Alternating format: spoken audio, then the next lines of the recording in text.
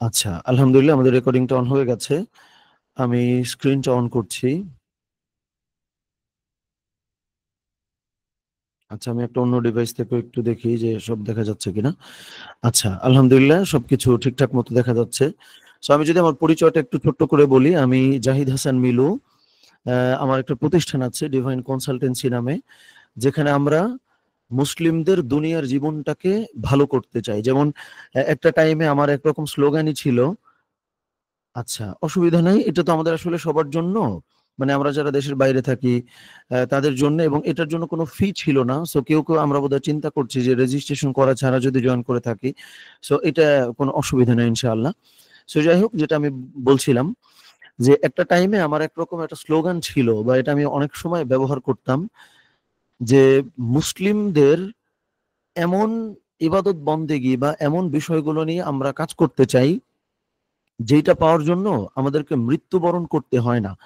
So এটা অনেকে আসলে ভুল বোঝেন। সো আমি আবার একটু বলে তারপর ব্যাখ্যাটা বলি, যে আমরা হলো মানে এমন কার্যক্রম নিয়ে কথা বলতে চাই ইসলামের, যেইটা পাওয়ার জন্য আমাদেরকে মৃত্যুবরণ করতে হয় না। হোয়াট ডাজ ইট মিন? এর মানে হলো যে আমি আজকে আপনাকে বলবো যে নামাজ আদায় করলে আমরা জান্নাতে যাব। এখন জান্নাতটা পাওয়ার জন্য আমাদেরকে কিন্তু মৃত্যুবরণ করতে হবে, তাই না? আবার আমি যদি বলি যে আমরা যদি নামাজ আদায় না করি তাহলে হচ্ছে জাহান্নামে যাব, তাহলে জাহান্নামে যাওয়ার জন্য তো আমাদেরকে মৃত্যুটাই বরণ করতে হবে, রাইট? সো আমরা তাহলে কোন জায়গাটা নিয়ে আলোচনা করব? আমরা নামাজ নিয়ে আলোচনা করব।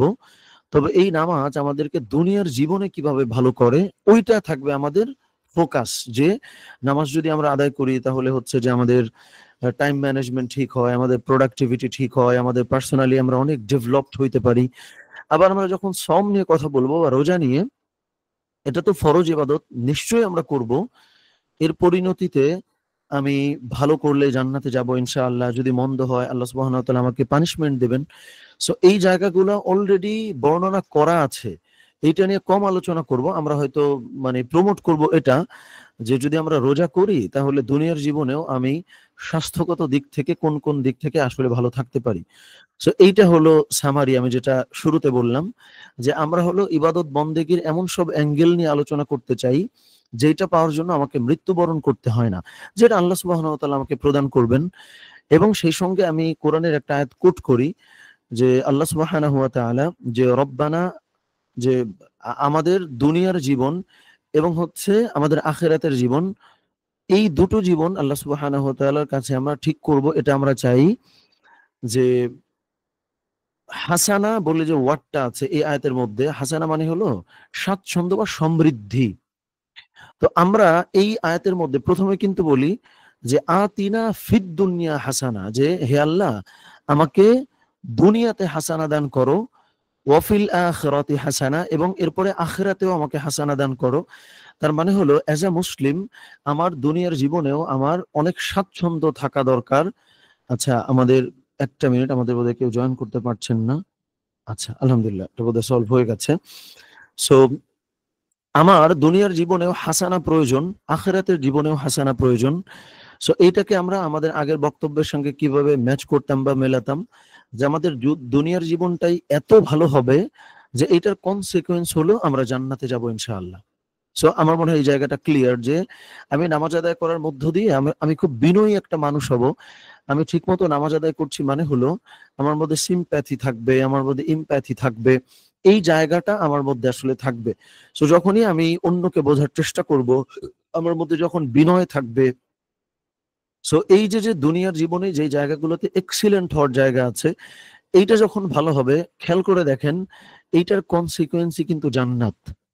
তো এইটা তো আমার বলার দরকার নাই যে আপনি নামাজ আদায় করলে জান্নাতে যাবেন। তার থেকে বরং এইটা প্রমোট করাটা বেশি বাঞ্ছনীয়, যে নামাজ আদায় করলে এমন কোন কোন জিনিসগুলা আমাদের ঠিক হয়ে যায়, এবং ওই জিনিসগুলো ঠিক হইলে এরপরে এমনিতেই আমরা ইনশাল্লাহ জান্নাতে যেতে পারবো।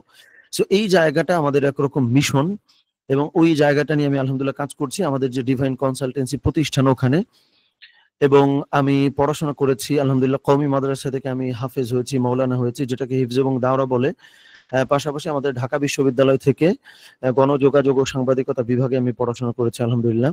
এবং এই পর্যন্ত আমার ৩টা বই বেরিয়েছে, যার মধ্যে উল্লেখযোগ্য হলো প্রজ্ঞাময় কোরআন বাংলা ভাষার প্রথম আমরা আক্ষরিক অনুবাদের একটা অনুবাদ গ্রন্থ তৈরি করি আল কোরআনের, যেটা নিয়ে আমি অন্যান্য সেশনের বোধহয় অনেকবার বলেছি। সো এটা নিয়ে অনেক লম্বা আলোচনা না করি। সো এটা কোন সেন্সে আমরা প্রথম অনুবাদ বলে ক্লেম করি, কারণ হচ্ছে বাংলা ভাষায় যতগুলো শাব্দিক অনুবাদ আছে মাশাআল্লাহ সবগুলাই এক এক রকম কারণে এক একটা হচ্ছে ইউনিক, আলহামদুলিল্লাহ সমৃদ্ধ। তবে আমরা যেই জায়গাটাতে টাচ করেছি, সাধারণ অর্থে শাব্দিক অনুবাদে যে প্রবলেমটা তৈরি হয় যে শব্দে একরকম অনুবাদ আবার বাক্যে আর এক রকম অনুবাদ, সো এইখানে একরকম মিসম্যাচ থাকে। আর একটা খুব সিম্পল একটা উদাহরণ দেই, যে যতগুলো বাংলা অনুবাদ আছে অনেকগুলাতে আমরা সহজ করতে গিয়ে হয়তো আরবিতে সরাসরি যেটা আছে ওই জায়গা থেকে কিছুটা দূর আমরা চলে আসছি। যেমন আমি যদি একটা আয়াত দিয়ে উদাহরণ দিই, সূরা ফুরকানের একটা আয়াত, যে আমরা এই দোয়াটা করি যে রব্বানা হাবলানা মিন আজওয়াজিনা ওয়া যুররিয়াতিনা কুররাতা আয়ুন। এই আয়াতের অনুবাদে ম্যাক্সিমাম বাংলা ভাষায় অনুবাদে লেখা হচ্ছে, হে আল্লাহ আমাকে এমন স্ত্রী এবং সন্তানাদি দান করো মানে যাদেরকে দেখলে আমার চোখটা জুড়িয়ে যাবে। সো এখন এই যে এইখানে যে স্ত্রী লেখা আছে, এখন কোন একজন নারী যখন আল কোরআনের এই অংশটা পড়বে, সে কি তাহলে মডিফাই করে নিবে যে আমাকে এমন স্ত্রী দান করো, এই জায়গায় হচ্ছে হ্যাঁ হ্যাঁ হ্যাঁ, আচ্ছা আচ্ছা ওকে, আমি হাসানাটাও বলবানি, অসুবিধা নেই।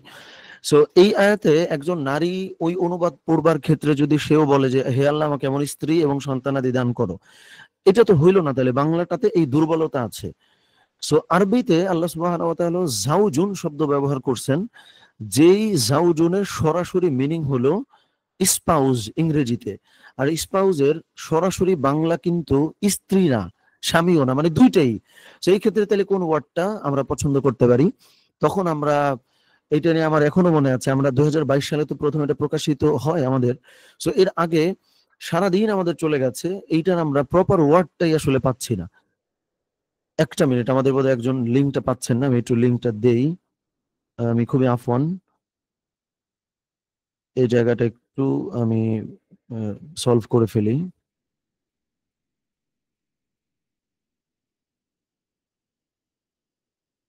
আচ্ছা,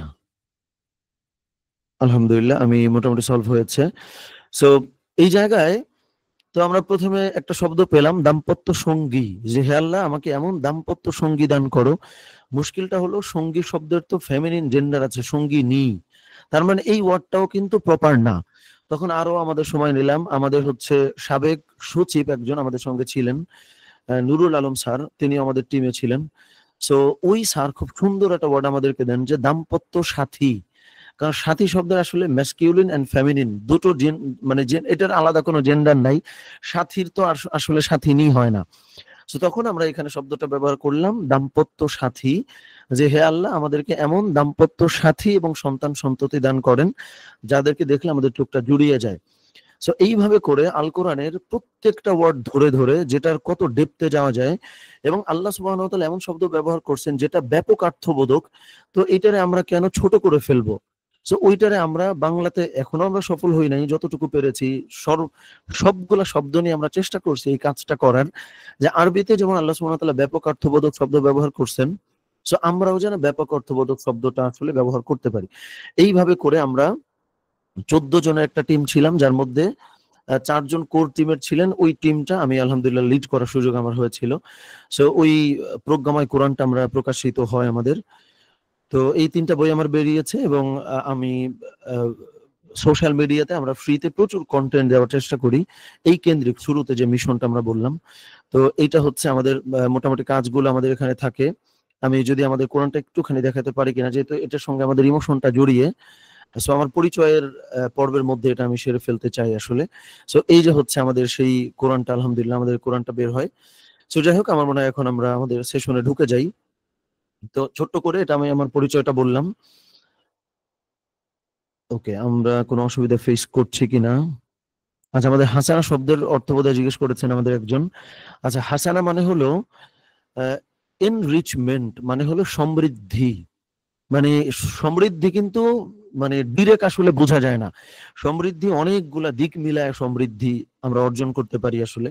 সো ওইটাই যে দিন এবং দুনিয়া দুটো জায়গায় আমাদের আসলে সমৃদ্ধ হতে হবে অ্যাজ আ মুসলিম, এটা হওয়াটা দরকার।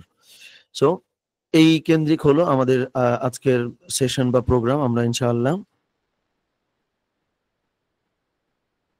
আচ্ছা আমি এবার একটু যাই। আচ্ছা আমাকে দেখা যাওয়ার কথা, আমাদের মধ্যে একজন বলছেন দেখা যায় না। আমাদের চ্যাট বক্সে আরো কয়েকজন একটু কাইন্ডলি জানান তো যে আমাকে দেখা যাচ্ছে কিনা, আমাদের স্ক্রিন এবং আমাকে সবকিছু ঠিকমতো দেখা যায় কিনা। একটু চ্যাট বক্সে কয়েকজন বললে আমার মনে হয় আমরা কন্টিনিউ করবো এখন ইনশাআল্লাহ।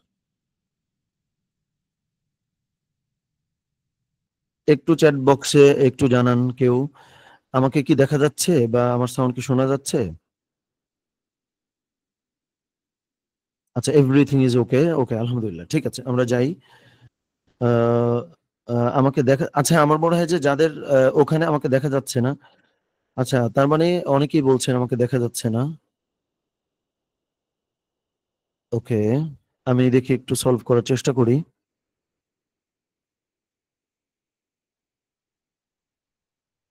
ওকে,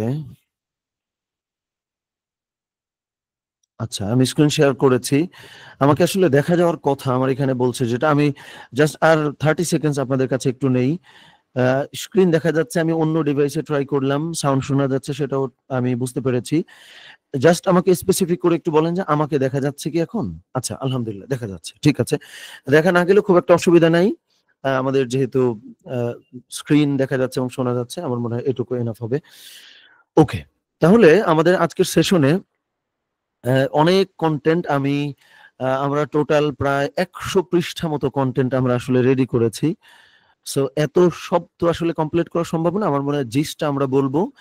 পাশাপাশি আমি আমাদের প্রবাসী ভাই বোন যারা আছেন তাদের জন্য আমরা 20 থেকে 25 পৃষ্ঠার একটা পিডিএফ বইও তৈরি করেছি, মানে ইবুক তৈরি করেছি, যেটা আমি আপনাদেরকে আমাদের এই গ্রুপটাতে দিয়ে দেবো ইনশাল্লাহ, এবং অন্যরাও আমরা অ্যাক্সেস করতে পারবো। সো আমার মনে হয় তাতে ওইটা আরো ডিটেইলড আমাদের দেয়া আছে, এবং সেশনে আমরা ভ্যালুটা যেন পাই ওইটুকু পর্যন্ত আমি এনশিওর করবো ইনশাআল্লাহ। ওকে, সবাই একটু প্রথমে একটু সাম আপ করি যে আমরা মূলত কি কি নিয়ে আলোচনা করবো আজকে। সো এটা আমরা জানি কিনা, ইব্রাহিম আলাইহিস সালাম কিন্তু, আচ্ছা এর থেকেও মজার ব্যাপারটা হচ্ছে নবী রাসূলদের মধ্যে বা সাহাবায়ে কেরাম রাদিয়াল্লাহু তাআলা আনহুম আজমাইনদের মধ্যে প্রবাস জীবনের একটা প্র্যাকটিস কিন্তু ছিল। মানে ইব্রাহিম আলাইহিস সালামের, মানে তিনি প্রবাস জীবন যাপন করেছেন, মুসা আলাইহিস সালাম যাপন করেছেন, ঈসা আলাইহিস সালাম যাপন করেছেন, শুআয়ব আলাইহিস সালাম যাপন করেছেন। মানে হলো আমরা এখানে অনেক লিস্ট তৈরি করেছি যে কতজন নবী, মানে একদম ওই লিস্টটা তো না যে ইব্রাহিম আলাইহিস সালাম থেকে বর্তমান টাইমে আমরা প্রবাস জীবনে কোন কোন জিনিসগুলা পাই, সাহাবীদের মধ্যে কোন কোন জিনিসগুলা পাই, এইটার একটা তালিকা এবং হচ্ছে পুরো মানে ডিটেইলড আমাদের বর্ণনা করা আছে। যে আমি একটু যদি দেখাই, আচ্ছা আলহামদুলিল্লাহ, যেমন ইব্রাহিম আলাইহিস সালাম, ওকে, যেমন ইব্রাহিম আলাইহিস সালাম তার প্রবাস জীবনটা শুরু করেছিলেন কিভাবে, ওই ব্যাপারটা আমরা এখানে আলোচনা করেছি। তারপরে ইউসুফ আলাইহিস সালাম একজন প্রবাসী হবার পরেও সে প্রবাস জীবনে কতটা কর্মমুখী ছিলেন এবং তার সাকসেস কেমন ছিল, সেটা আমরা এখানে আলোচনা করছি। তারপরে হচ্ছে সাহাবায়ে কেরাম রাদিয়াল্লাহু তাআলা আনহুম আজমাইন হাবশায় যে হিজরত করলেন, যেটা আমি শুরুতে বলতে দিচ্ছিলাম, যে আমরা যারা দেশের বাইরে থাকি তারা কিন্তু এই সুন্নতটা আলহামদুলিল্লাহ পালন করার সুযোগ অলরেডি পেয়েছে, যে আমরা হিজরত করেছি। তারপরে হচ্ছে যে মদিনায় সাহাবায়ে কেরাম রাদিয়াল্লাহু তাআলা আনহুম আজমাইন হিজরত করেছেন, সেই ব্যাপারটা আমরা এখানে আলোচনা করেছি। তারপরে হচ্ছে প্রবাস জীবনে তারা সাহাবায়ে কেরাম রাদিয়াল্লাহু তাআলা আনহুম আজমাইন ইবাদত বন্দেগী কিভাবে সম্পন্ন করতেন, সেই ব্যাপারটা আমরা এখানে মানে এই ক্লাসে আসলে আলোচনা করব। প্রবাসী জীবনে আমাদের পরিকল্পনাগুলো কেমন হবে, সেটা নিয়ে আমরা কথা বলবো আজকের ক্লাসের মধ্যে ইনশাআল্লাহ। এবং প্রবাস জীবনের কি কি চ্যালেঞ্জ আছে সেগুলো নিয়ে আমরা একটু কথা বলবো। এবং হচ্ছে তারপরে চ্যালেঞ্জ গুলোকে আরো একটু স্পেসিফিক করে আমরা 5টা প্রবলেম ফাইন্ড আউট করছি। সেটা হচ্ছে আমরা আইডেন্টিটি ক্রাইসিসে অনেকে ভুগি যারা প্রবাসে থাকি, এবং আমাদের যেহেতু প্রবাসে যারা আছি তার বাইরেও আলহামদুলিল্লাহ অনেকে জয়েন করছি। সো আমরা শিরোনামটা একটু দেখে নিই যে ব্যালেন্সিং দিন এন্ড দুনিয়া, মানে আমি পৃথিবীর যেখানেই আসলে থাকি না কেন, দিন এবং দুনিয়া দুটোকে ব্যালেন্স করা তো আসলে খুব দরকার। স্পেসিফিক্যালি আজকে আমরা হাইলাইট করব হচ্ছে আমরা যারা দেশের বাইরে থাকি তাদের ব্যাপারটা ইনশাআল্লাহ। ওকে, তো আইডেন্টিটি ক্রাইসিসে আমরা অনেকে ভুগি, এটা একটা বড় প্রবলেম আমাদের। তারপরে প্রবাস জীবনে হালাল হারামের এইটা যেমন আমাদের হয়তো কোনো কলিগস কোনো একটা পার্টিতে গেলেন বা কোনো একটা প্রোগ্রামে আমাকে ইনভাইট করেছে, সৌজন্যতা রক্ষার্থে আমাকে হয়তো যেতে হয়। সো এই ক্ষেত্রে আমরা হালাল হারাম কিভাবে মানে পার্থক্যটা আসলে করব। তারপরে আমরা যারা ফ্যামিলি নিয়ে থাকি, সন্তানদের মধ্যে ইসলামের যে প্রাইড বা গর্বের ব্যাপারটা, এটা অনেক ক্ষেত্রে আমরা আসলে ইনজেক্ট করতে পারি না। আমি এভাবেই আসলে বলি, কারণ ব্যাপারটা আসলে ওই রকমই একদম ছোট থেকে একটু একটু করে তার ভেতরে আসলে এটা ঢোকানোর দরকার আছে। সো এই জায়গাটা আমরা কথা বলেছি। তারপরে আমরা যারা ফ্যামিলি ছাড়া প্রবাস জীবন একা যাপন করছি, তারা তাদের ব্যাপারটা নিয়ে আমরা কথা বলেছি। জি জি, নিশ্চয়ই শেয়ার করা যাবে, নিশ্চয়ই শেয়ার করা যাবে। আমরা যারা হচ্ছে আমাদের প্রবাস জীবনে আমাদের কলিগস বা বন্ধু বান্ধব যারা আছে তাদের সঙ্গেও নিশ্চয়ই শেয়ার করতে পারবো, কোনো অসুবিধা নাই। এই ব্যাপারটা আমরা আলোচনা করেছি। সর্বোপরি হলো মুসলিম উম্মাহ এবং পরিবার এবং হচ্ছে সমাজ, তাদের আমরা সেবা করতে পারি কিভাবে, ওই ব্যাপারটা আমরা এখানে একটু আলোচনা করার চেষ্টা করেছি। সো আমরা একটু একটু করে যাই ইনশাআল্লাহ। একদম আমরা যদি এখান থেকে শুরু করি, যে আইডেন্টিটি একটা বড় ব্যাপার যেটা নিয়ে আমরা অনেক ক্ষেত্রে আসলে ক্রাইসিসে ভুগি। যে আমি একটা ব্যতিক্রম পরিবেশে আছি, আমি একটা ভিন্ন জায়গায় আছি, এই জায়গাটাতে আমি আমার নিজেকে ঠিক মতো প্রকাশ করতে পারি না বা ক্রাইসিসের মধ্যে পড়ে যাই। যেমন এইখানে, আচ্ছা আমি ভিডিওটা একটু অফ করলাম জাস্ট কিছুক্ষণের জন্য। তো এইখানে আমরা যদি একটু তাকাই, যে কিছু জায়গা আমরা হাইলাইট করেছি, দেখেন একদিকে পশ্চিমা সমাজে মিশে যাওয়ার প্রেসার, অন্যদিকে নিজের রুটস ধরে রাখার চেষ্টা। এইটা কিন্তু ক্রমাগত আমরা এই জায়গাটাতে আসলে স্ট্রাগল করি। এবং খুব আনফরচুনেট ব্যাপার হলো অনেক ক্ষেত্রে আমরা যারা এই জায়গাগুলোতে আসলে নাই, তারাও কিন্তু অনেক ক্ষেত্রে, আচ্ছা হ্যাঁ হ্যাঁ হ্যাঁ হ্যাঁ রেকর্ড পাওয়া যাবে ইনশাল্লাহ, আমি রেকর্ডটা দেওয়ার চেষ্টা করব। আচ্ছা, আমি একটু অসুস্থ শারীরিকভাবে, আমার ঠান্ডা লেগেছে। সো একটু খাস করে দোয়া চাই, যার জন্য আমার ডেলিভারিতে একটু প্রবলেম মাঝে মধ্যে হইতে পারে। এই জায়গাটা বোধহয় আমরা একটু কনসিডার করবো ইনশাআল্লাহ। তো যেটা আমি বলছিলাম যে আনফরচুনেট একটা ব্যাপার হলো আমরা অনেকে হয়তো ওই কঠিন পরীক্ষার মধ্যে নাই, কিন্তু তারপরেও সোশ্যাল মিডিয়া বা এই যে গ্লোবাল ভিলেজ বা এই কনসেপ্ট গ্লোবালাইজেশন, এই জামানায় এই জায়গাটাতে আমরা অনেকে ওই মানে আমরা প্রবাসে অনেকে নাই, তারপরেও কিন্তু অলরেডি আমরা এই সমস্যার মধ্যে আসলে পড়ে আছি। সো আমার মনে হয় সবাই এই জায়গাটাতে একটু কানেক্ট করার চেষ্টা করবেন ইনশাআল্লাহ। সো একদিকে পশ্চিমা সমাজে মিশে যাওয়ার প্রবল প্রেসার, অন্যদিকে নিজের রুটস ধরে রাখার চেষ্টা, এই দুটো মিলে অনেক সময় আমরা দুই জগতের মাঝখানে আটকা পড়ে যাই। এখন আসেন কনফিউশনটা কোথায়, মানে আসলেই কি আটকা পড়ে যাওয়ার কথা না? কেন আটকা পড়ে যাওয়ার কথা না? সূরা হুজুরাতে আল্লাহ সুবহানাহু ওয়া তাআলা কিন্তু জানিয়েছেন যে আমি তোমাদেরকে বিভিন্ন জাতি ও গোত্রে ভাগ করেছি যাতে তোমরা পরস্পর পরিচিত হতে পারো। তার মানে হলো আমরা যখন একটা ভিন্ন কালচারে মেশার সুযোগ পাই, ভিন্ন একটা গোত্রে মেশার সুযোগ পাই, এইটা বরং আমাদের জন্য অ্যাডভান্টেজ এই সেন্সে যে সকল নবীর একটা সুন্নত, বা ইন আ সেন্স যে ম্যাক্সিমাম নবীদের সুন্নত। এবং আমরা যদি সাহাবা ইকরাম রাদিয়াল্লাহু তাআলা আনহুম আজমাইনের জীবনী আমাদের ওইভাবে পড়ার সুযোগ হয়েছে কিনা যদি আমরা পড়ে থাকি, তাহলে দেখবো এক একজন সাহাবীর কবর পৃথিবীর নানা প্রান্তে। মানে খুব কম এটা পাওয়া যায় যে মক্কা এবং মদিনাতেই ম্যাক্সিমাম সাহাবীদের কবর, এটা কিন্তু খুব কম পাবেন। এটা আমরা কতটুকু স্টাডি করেছি, যদি না করে থাকি অবশ্যই এটা আমরা করবো ইনশাআল্লাহ। আজকের আমাদের সেশনের এইটাও আমাদের একটা টেক হোক যে আমাদের আসলে লার্নিং এর জন্য আমরা আসলে পড়বো কি, এটাও তো জানাটা খুব গুরুত্বপূর্ণ বা খুব দরকার। সো মূল ব্যাপারটা হলো যেই জায়গাটাতে আমরা আসলে স্ট্রাগল করি বা যেই জায়গাটাতে আমরা আটকে যাই, যে আমাকে মিশে যাওয়ার প্রেশার, আবার রুলস ধরে রাখার একটা পরীক্ষা, এইটা মূলত আমার আপনার জন্য অ্যাডভান্টেজ যে যেইটা ম্যাক্সিমাম সাহাবীদের সুন্নত ছিল, ম্যাক্সিমাম নবী রাসূলদের সুন্নত ছিল, সেইটা আমি আপনি পেয়ে গেছি একটা অন্য দেশে বসবাস করবার ফলে। আরেকটা খুব গুরুত্বপূর্ণ ব্যাপার, আমাদের কিন্তু আমাদের এই নোটে অনেকগুলো বিষয় আসলে লেখা থাকবে। So আমি চাই যে একদম নোট ধরে ধরে রিড আউট না করে বক্তব্যের মতো করে ডেলিভারি করতে থাকি। এবং আমরা ইবুকটা যখন পাবো ওখানে তো বাকি জিনিসগুলো ইনশাল্লাহ পেয়েই যাব। সো যেই ব্যাপারটা আমি বলতে চাচ্ছিলাম যে রাসূলুল্লাহ সাল্লাল্লাহু আলাইহি ওয়াসাল্লাম মাত্র 12 বছর বয়সে তার চাচা আবু তালিবের সঙ্গে ব্যবসায়িক সফরে গেছেন। আমি আবারও বলি, মাত্র 12 বছর বয়সে রাসূলুল্লাহ সাল্লাল্লাহু আলাইহি ওয়াসাল্লাম তার চাচা আবু তালিবের সঙ্গে বিজনেস ট্যুরে বেরিয়েছেন। এটা হলো সত্য, কিন্তু খুব দুঃখজনক ব্যাপারটা কি জানেন? আমরা এই ব্যাপারগুলো এত বাজেভাবে প্রেজেন্ট করছি যে আমরা বলি ছোটবেলায় চাচার সঙ্গে সিরিয়াতে তিনি ভ্রমণে গেলেন। অথচ এই ব্যাপারটা কিন্তু আসলে এটা ছিল না। বরং আবু তালিব তার ভাতিজা অর্থাৎ রাসূলুল্লাহ সাল্লাল্লাহু আলাইহি ওয়াসাল্লামকে ছোটবেলায় বিভিন্ন বিজনেস ট্যুরে নিয়ে যাইতেন বিভিন্ন জায়গায়। ছোটবেলা থেকে তারা ব্যবসা শেখাইতেন, ছোটবেলা থেকে তারা বিভিন্ন কালচারে বড় করতে শেখাইতেন।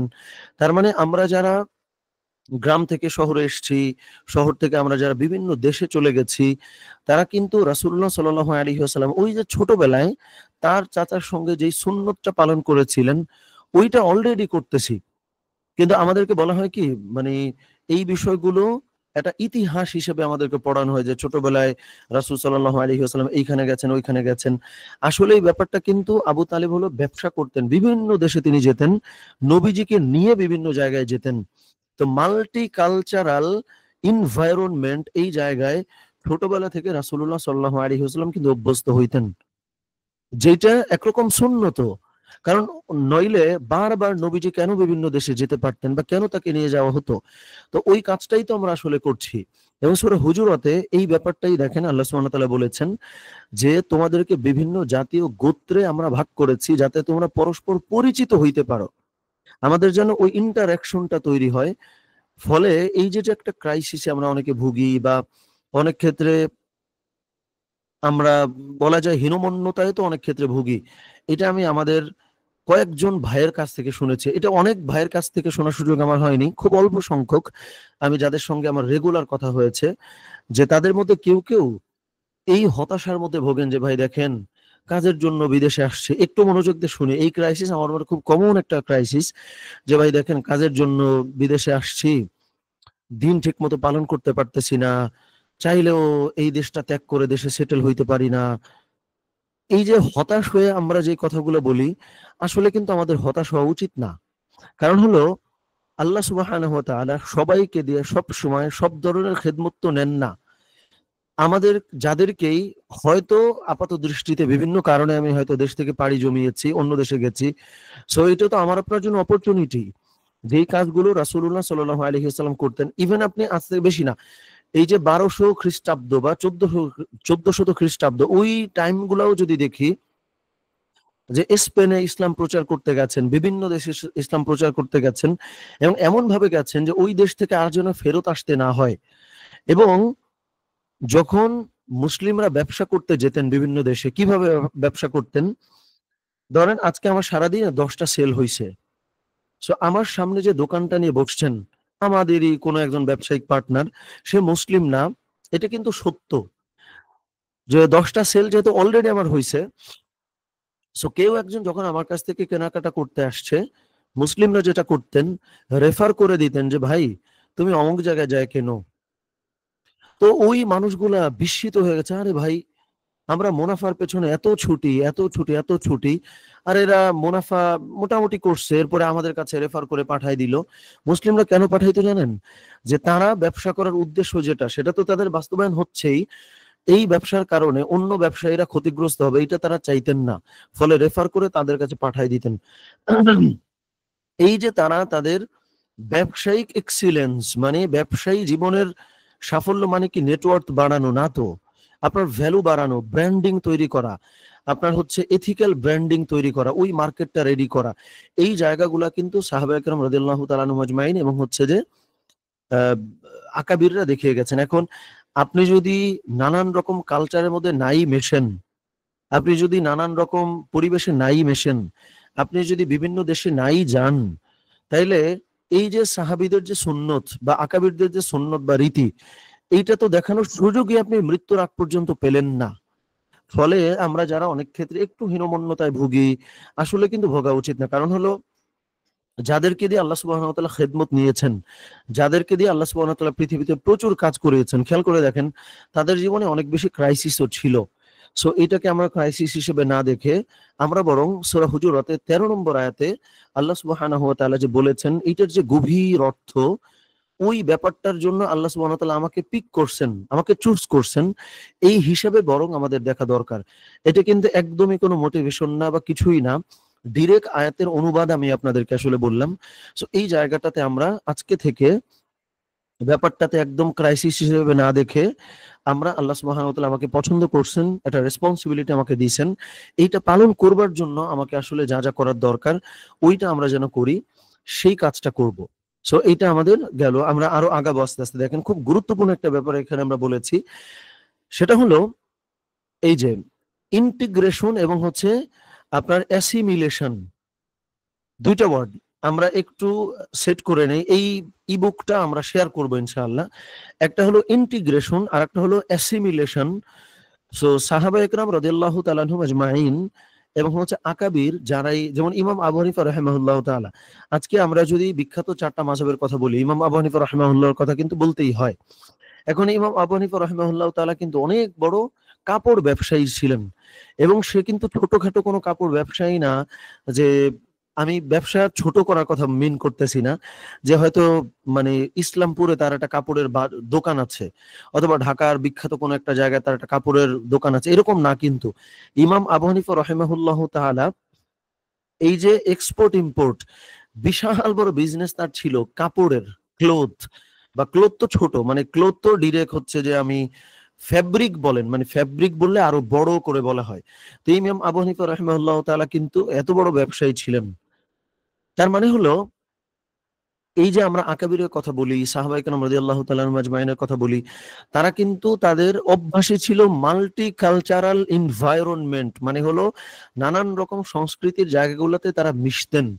এখন মেশার ক্ষেত্রে তারা দুইটা জিনিস মেনটেন করতেন, সেই দুইটা কি এইটা বোঝেন। একটা হলো ইন্টিগ্রেশন আর একটা হলো অ্যাসিমিলেশন।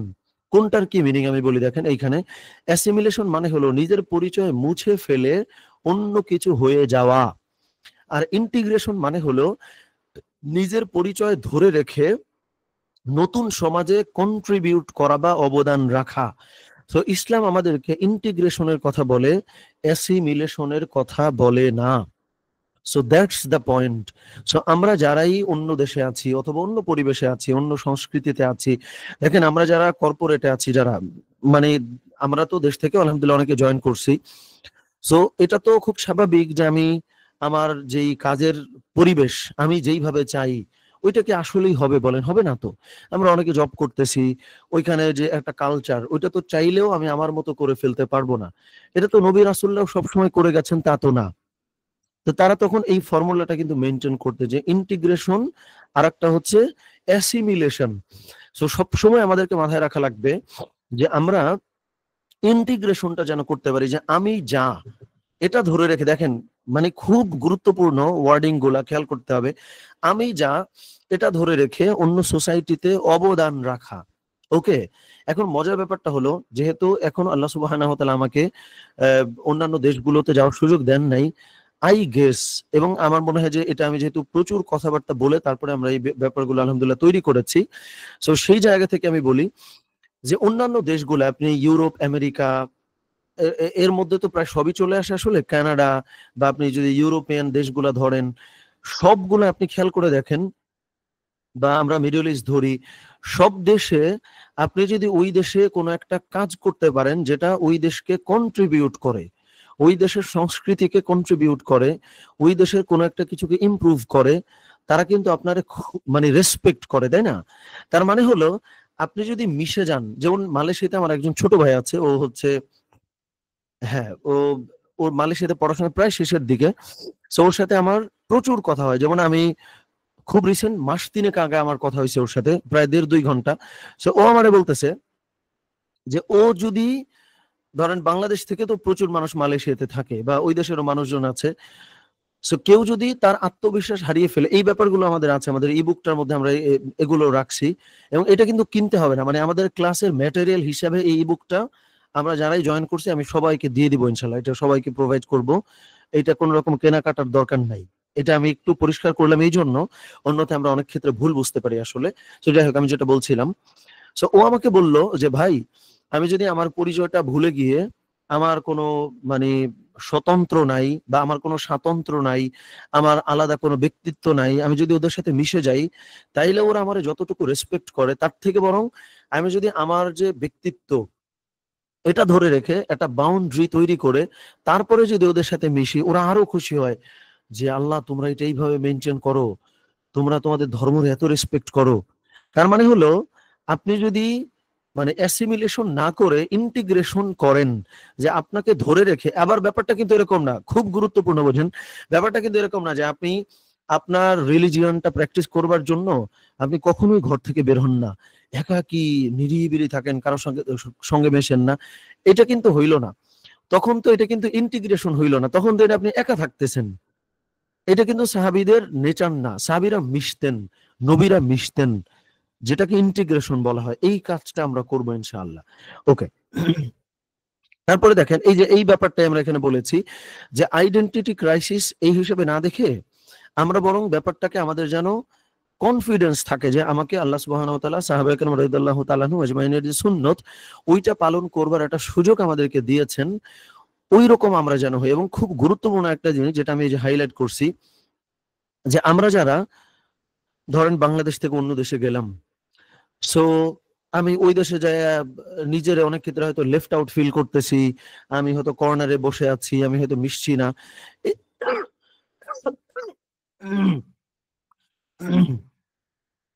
সো ব্যাপারটা এইভাবে না দেখে আপনি খেয়াল করেন সাহাবীরা কিন্তু গ্লোবাল সিটিজেন ছিলেন।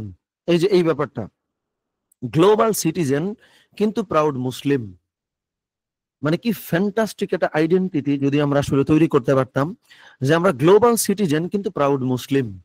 সো গ্লোবাল সিটিজেন হইতে গিয়ে আমি যদি ওই যে অ্যাসিমিলেশন করে ফেলি, এই যে দেখেন অ্যাসিমিলেশন যেটা আমরা বলছি যে আমার যেহেতু গ্লোবাল হইতে হবে, তার মানে আমি পার্টিতে যাব, আমি হচ্ছে কলিগসদের সঙ্গে নেটওয়ার্কিং করব, মিশবো, ওরা যেখানে ঘুরতে যায় ওখানে যাব, মানে আমার তো গ্লোবাল সিটিজেন হইতে হবে। তো তখন আমরা কি করি, অ্যাসিমিলেশন করে ফেলি, মিশে যাই। কিন্তু দেখেন global citizen but a proud Muslim, আমি আবার গর্বিত মুসলিমও। তার মানে এটা আমার সামনে বলছি, এটা আমি এখন একটু বলে দেই। তার মানে হলো সার্টেন কোন একটা কেসে যদি আপনার কলিগদের সাথে হয়তো কোন একটা ট্যুরে যেতে হলো বা কোন একটা ইভেন্টে আপনাকে যেতে হলো, আপনি অবশ্যই যাবেন, আপনি যাবেন না কেন? এরপরে কি করবেন আমি বলি, যাওয়ার পরে ওইখানে অনেক হারাম এলিমেন্ট আছে। ধরেন একটা ইভেন্ট কিন্তু কখনো হারাম না, আবার বুঝেন, একটা ইভেন্ট কখনো কিন্তু হারাম না, বরং ওই ইভেন্টের নানান রকম এলিমেন্ট বা নানান রকম হচ্ছে সংস্কৃতি বা নানান রকম অ্যাক্টিভিটি এগুলা হচ্ছে হারাম। সো আপনি ওই নানান রকম এলিমেন্টে জড়াবেন না, কিন্তু ইভেন্টে যাবেন। তাহলে কি হয়, আপনি সিটিজেনটা গ্লোবাল সিটিজেন হইলেন বা সবার সাথে মেশার জন্য আপনি একটা সামাজিক মানুষ হইলেন। আবার যখন আপনি কিছু এলিমেন্ট থেকে দূরে থাকলেন, দেখেন আমরা কি পরিমাণে মানে ভুল চশমা দিয়ে দেখি, আমরা হয়তো মনে করতেছি ভাই ওইখানে যাব, যাওয়ার পরে আমি হচ্ছে যে ওরা এটা করতেছে আমি ওটা করব না, ব্যাপারটা আসলে দেখতে কেমন দেখা যায়। এটা কিন্তু উল্টা চিন্তা। সঠিক চিন্তা কোনটা? সঠিক চিন্তা হলো আমি যাব, আমি মিশবো, কিন্তু হারাম কোনো কিছু ইনভলভ হব না। এইটা বরং বেশি অ্যাকসেপ্টেবল যে আপনি সামাজিক, আবার আপনার একটা ইউনিক আইডেন্টিটি আছে, মানে ভিড়ের ভিতর থেকে আপনি আলাদা। আমরা ভিড়ের ভিতর থেকে যে আলাদা হইলাম এটা চিন্তা না করে আমরা চিন্তা করতেছি আমি তো ভাই লেফট আউট হয়ে আছি, আমি কর্নারে বসে আছি। ভাই আপনি কর্নারে বসে নাই তো, আপনি মানুষের সঙ্গে মিশছেন, মেশার পরে আপনার নিজস্ব আইডেন্টিটিটাও বুঝাইতে পারছেন। এর থেকে গ্রেট দাওয়া, এর থেকে গ্রেট দিন প্রচার আসলেই কি আর কোনো কিছু আছে? নাই তো। আপনি হাজারটা মানুষকে লেকচার দিবেন, তার থেকে বেশি গুরুত্বপূর্ণ হলো একটা কালচারে যাবেন, ওই কালচারে যা কিছু ভালো তা কিছু নেবেন। আবিসিনিয়াতে হিজরত করেছিলেন সাহাবায়ে কেরাম রাদিয়াল্লাহু তাআলা আনহুম আজমাইন। একদম ওই ঘটনাটা আপনি দেখেন, যেটা আমাদের কিন্তু আছে, আমাদের কন্টেন্টের মধ্যে আছে। সো তারা যায় ওখানে মিশছেন, নাজ্জাশীর সঙ্গে কথাবার্তা বলছেন। এমন না যে বলছেন নাজ্জাশী আপনি এখনই মুসলিম হয়ে যান। আপনি দেখেন ঘটনাটা পড়েন। এমনও না যে ওখানে যারা ছিল মানে আবিসিনিয়াতে, প্রথম তো হিজরতটা আবিসিনিয়ায় হয়েছিল, যে ওখানে যায় সবাই বলছে তোমরা এখনই মুসলিম হয়ে যাও, না। কি ফ্যান্টাস্টিক মানে ওয়েতে হ্যাঁ জাফর রাদিয়াল্লাহু তাআলা আনহু, জাফর রাদিয়াল্লাহু তাআলা দাওয়াতটা দিয়েছেন, আপনি খেয়াল করেন, আপনি বিস্মিত হয়ে যাবেন যদি একদম ডিটেইল বিষয়টা পড়েন। যে বাচ্চা নাজ্জাশী জিজ্ঞেস করছেন যে তোমরা তো মক্কা থেকে আসছো, মক্কা থেকে লোকজন এসে বলছে ওরা পালায় আসছে বা নানা রকম জিনিসপত্র বলতেছে, তাহলে তোমরা আসলে কি প্রচার করো একটু বলো তো। তখন জাফর রাদিয়াল্লাহু তাআলা আনহু সূরা মারইয়াম চুজ করছেন। বোঝেন, এটা খুব গুরুত্বপূর্ণ একটা পয়েন্ট আমাদের পুরো ডিসকাশনের মধ্যে। জাফর রাদিয়াল্লাহু তাআলা আনহু সূরা মারইয়াম চুজ করছেন, এবং সূরা মারইয়ামের এমন সব শব্দ চুজ করছেন যে শব্দের মধ্যে বাদশাহ নাজ্জাশীর যে ধর্ম, মানে খ্রিস্টবাদ তিনি ফলো করতেন, তার ধর্মের মধ্যে ঈসা আলাইহিস সালামের কথা বলা হয়েছে, মারিয়াম আলাইহিস সালামের কথা বলা হয়েছে। তাদের কথাগুলো ইসলামের মধ্যে কোথায় কোথায় বলা আছে সেইটা তিনি পিক করে করে করে করে মানে নাজ্জাশীর সামনে হাজির করলেন জাফর রাদিয়াল্লাহু তাআলা আনহু। বিশাল বড় বক্তব্য তিনি দিলেন। আপনি দেখেন একটা জায়গাও নাই যে জাফর রাদিয়াল্লাহু তাআলা আনহু বলছেন এই তোমরা মুসলিম হয়ে যাও, এই তোমরা এটা করো না। বরং ব্যাপারটা হচ্ছে এরকম যে আল কোরআন একটা আয়াত আছে যে আল্লাহ সুবহানাহু ওয়া তাআলা জানিয়েছেন যে হে নবী আপনি বলে দেন, মানে হচ্ছে খ্রিস্টবাদ যারা ফলো করছে বা সবাইকে ডেকে একত্রে বলেন যে তাআলাউ ইলা কালিমাতিন সাওয়াইম বাইনানা ওয়া বাইনাকুম। তাআলাউ, যে তোমরা আসো, ইলা কালিমাতিন, এমন একটা বাক্যের দিকে, সাওয়াইম বাইনানা ওয়া বাইনাকুম, যেটা আমাদের এবং তোমাদের মধ্যে কমন। সুবহানাল্লাহ। মানে আপনি এর থেকে মানে মানে আপনি ইন্টার কালচার বলেন বা হচ্ছে মানে বহুবিধ সংস্কৃতির মানে মানে মিলন বলেন, যা কিছু বলেন না কেন, এর থেকে গ্রেট কেউ কোনো কিছু বলতে পারবে? যেটা আল কোরআনের ডিরেক্ট আল্লাহ সুবহানাহু ওয়া তাআলা বলছেন যে তাআলাউ ইলা কালিমাতিন সাওয়াইম বাইনানা ওয়া বাইনাকুম, যে তোমরা এমন একটা বাক্যের দিকে আসো যে বাক্যটা আমাদের এবং তোমাদের মধ্যে কমন, আসো, তারপরে ক্যাচাল কইরো না। তার মানে হচ্ছে আপনি যখন নানাবিধ কালচারে মিশবেন, জাফর রাদিয়াল্লাহু তাআলা আনহু যেইভাবে নাজ্জাশীর সামনে আমাদের ধর্মটাকে প্রেজেন্ট করলেন, রাসূলুল্লাহ সাল্লাল্লাহু আলাইহি ওয়াসাল্লাম যেইভাবে ওদেরকে ডাকলেন এবং তাদের চরিত্র দিয়ে বুঝাই দিলেন, তাদের বক্তব্য দিয়ে বুঝাই দিলেন, এটা কিন্তু কোনোদিনও আপনি যদি নানান রকম দেশে না যান, নানান রকম সংস্কৃতিতে না মেশেন, কোনোদিনও এটা আপনি করতে পারবেন না। সো এইটা হচ্ছে বিষয় যে আপনাকে হইতে হবে global citizen but a proud Muslim, কিন্তু আপনি আবার পাশাপাশি একজন প্রাউড মুসলিমও হবেন। এবং দেখেন এই ব্যাপারটা মনে রাখা জরুরি যে আপনি কিন্তু কোনো রিফিউজি নন, বরং আপনি একজন কন্ট্রিবিউটর। এই লাইনের মধ্যেই তো সব চলে আসে, তাই না? যে আপনি কিন্তু কোনো রিফিউজি নন। মানে এই যে যে নানান রকম আত্মবিশ্বাসহীনতা, নানান রকম চিন্তা, আসলে তো এই চিন্তা করা উচিত না আমাদের। যে হচ্ছে কি বলে যে আমরা মনে করছি যে আমি একটা অন্য দেশে গেলাম, আমি হচ্ছে রিফিউজি হিসেবে এখানে আসি। আপনি কিন্তু রিফিউজি না, আপনি বরং কন্ট্রিবিউটার। দেখেন আমি কানাডা বা ইউএস এর একটা উদাহরণ দেই, যে একটা ছেলে বা মেয়ে সে হচ্ছে ইউএসএ তে থাকে, এখন ও তো ওই দেশের নাগরিক, রাইট? ও একটা দেশেরই তো নাগরিক। আপনি ধরেন বাংলাদেশের সিটিজেন, আপনি এখনো ইউএসএ সিটিজেনশিপ পান নাই। তার মানে হলো আপনি একটা দেশের নাগরিক, আর একটা দেশে যে কন্ট্রিবিউট করতেছেন। এখন আপনি যখন কন্ট্রিবিউট করলেন, ওইটার এগেইনস্ট ইন রিটার্ন আপনি তো আয়ও করবেন, তাই না? এটা তো খুব স্বাভাবিক। তার মানে হলো ওই ছেলে বা মেয়ে যে ইউএস এর সিটিজেন, ওখানে ওর জন্ম, এবং এই চিন্তাটা কিন্তু কোনো রকম মোটিভেশন না, এটা কিন্তু সত্য যে তার থেকে আপনি আগায় আছেন। আপনি একটা দেশের সিটিজেন, আর একটা দেশে যে কন্ট্রিবিউট করতেছেন, কন্ট্রিবিউট করছেন বলেই আপনারে তো তারা পে করছে, তাই না? এবং ও তো অন্য দেশে কন্ট্রিবিউট করছে না বা করার সুযোগ হচ্ছে না, বা অনেক ক্ষেত্রে করার দরকারও হচ্ছে না। সো আমরা এইটারে এইভাবে চিন্তা না করে কন্ট্রিবিউটার, এবং আপনি আসলেই দেখেন এইটা হইলে তারা কিন্তু আমাদেরকে অনেক বেশি রেসপেক্ট করে। সো এই পয়েন্টটা বলে আমরা এই চ্যাপ্টারটা ইনশাআল্লাহ ক্লোজ করব। আমরা দ্বিতীয় পয়েন্টে চলে যাব, যে দেখেন ইসলাম আপনাকে, এই যে এই পয়েন্ট আমরা হাইলাইট করছি যেটা, ইসলাম আপনাকে গ্লোবাল গ্লোবাল মাইন্ডসেট দিয়েছে, মাল্টি কালচারাল এক্সপিরিয়েন্স দিয়েছে, এথিক্যাল ভ্যালুজ দিয়েছে। খুবই গুরুত্বপূর্ণ, গ্লোবাল মাইন্ডসেট, মাল্টি কালচারাল অভিজ্ঞতা বা এক্সপিরিয়েন্স, এবং এথিক্যাল ভ্যালুজ। সো সবগুলা মিলায়া আমরা কিন্তু খুব ডিফারেন্ট একটা মানুষ হিসেবে মানে হাজির হইতে পারছি, তাই না?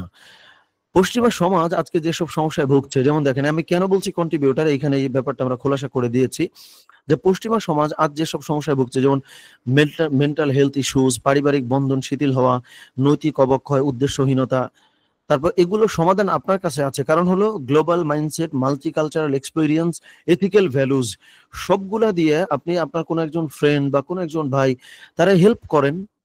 কারণ আমাদেরকে ইসলাম একটা হোলিস্টিক লাইফস্টাইল দান করছেন, এটাকে আমাদের বুঝতে হবে, এটাকে লালন করতে হবে, এটাকে আমাদেরকে প্রমোট করতে হবে ইনশাআল্লাহ। সো এই কাজটা আমরা ইনশাআল্লাহ করব।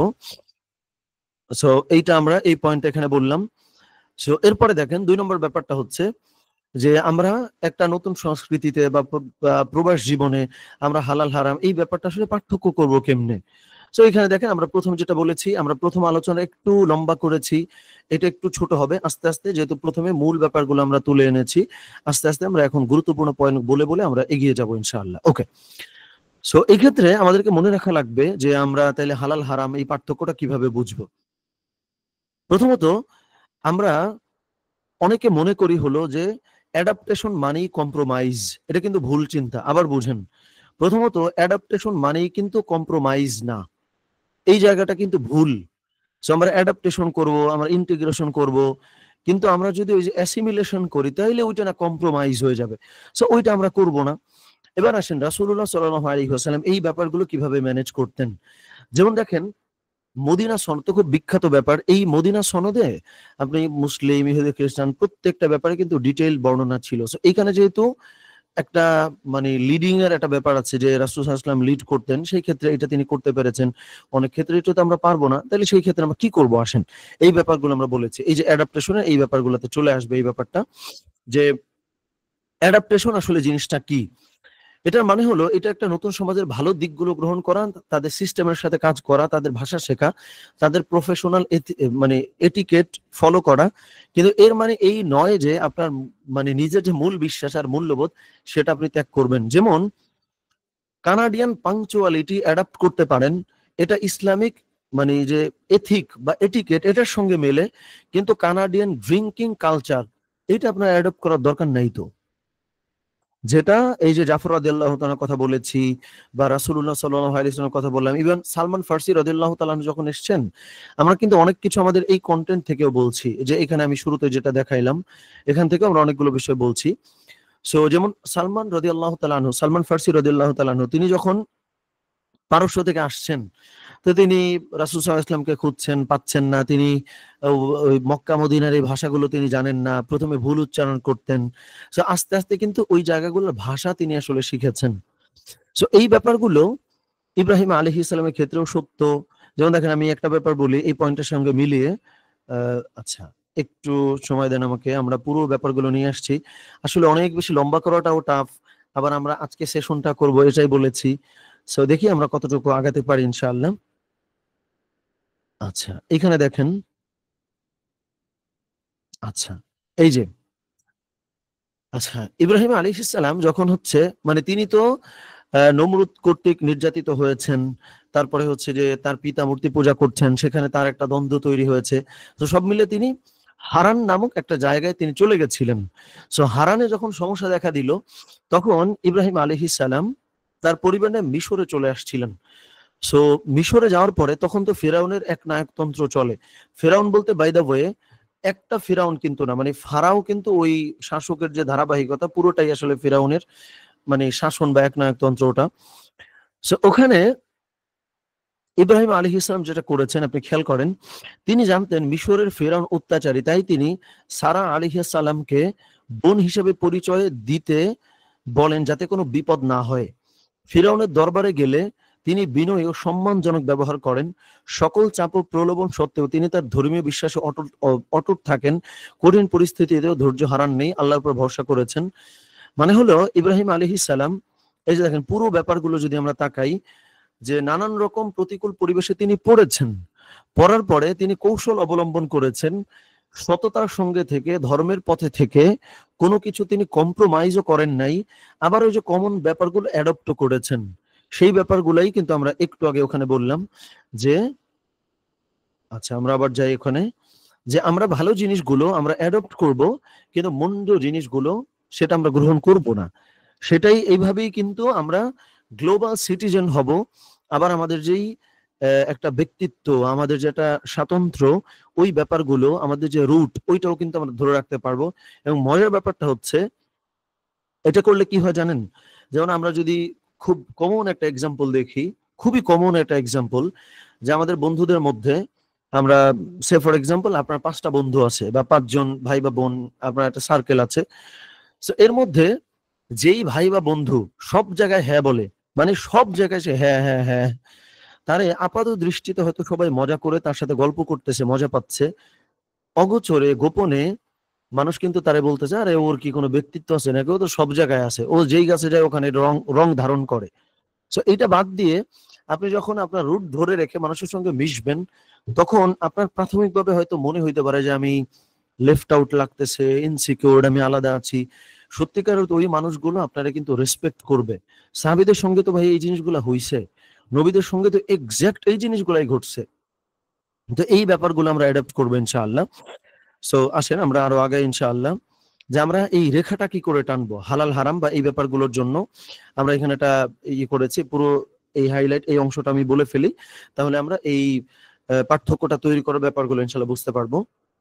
একটা হলো, আল কোরআনে আল্লাহ সুবহানাহু ওয়া তাআলা বলেই দিয়েছেন যে আল্লাহ যা হালাল করেছেন, আল্লাহ যা হারাম করেছেন তা হারাম, আল্লাহ যা হালাল করেছেন তা হালাল। এখন আসেন, এটা তো একটা প্রিন্সিপাল, তাই না? যে আল্লাহ যা হারাম করেছেন তা হারাম, আল্লাহ যা হালাল করেছেন তা হালাল। এখন এইটা বোঝার জন্য আমাদের কিন্তু ইসলামের যে বেসিক নলেজ আছে, ওই নলেজ জানা লাগবে, ওই নলেজ অর্জন করা লাগবে। এটা খুব সিম্পল সূত্র।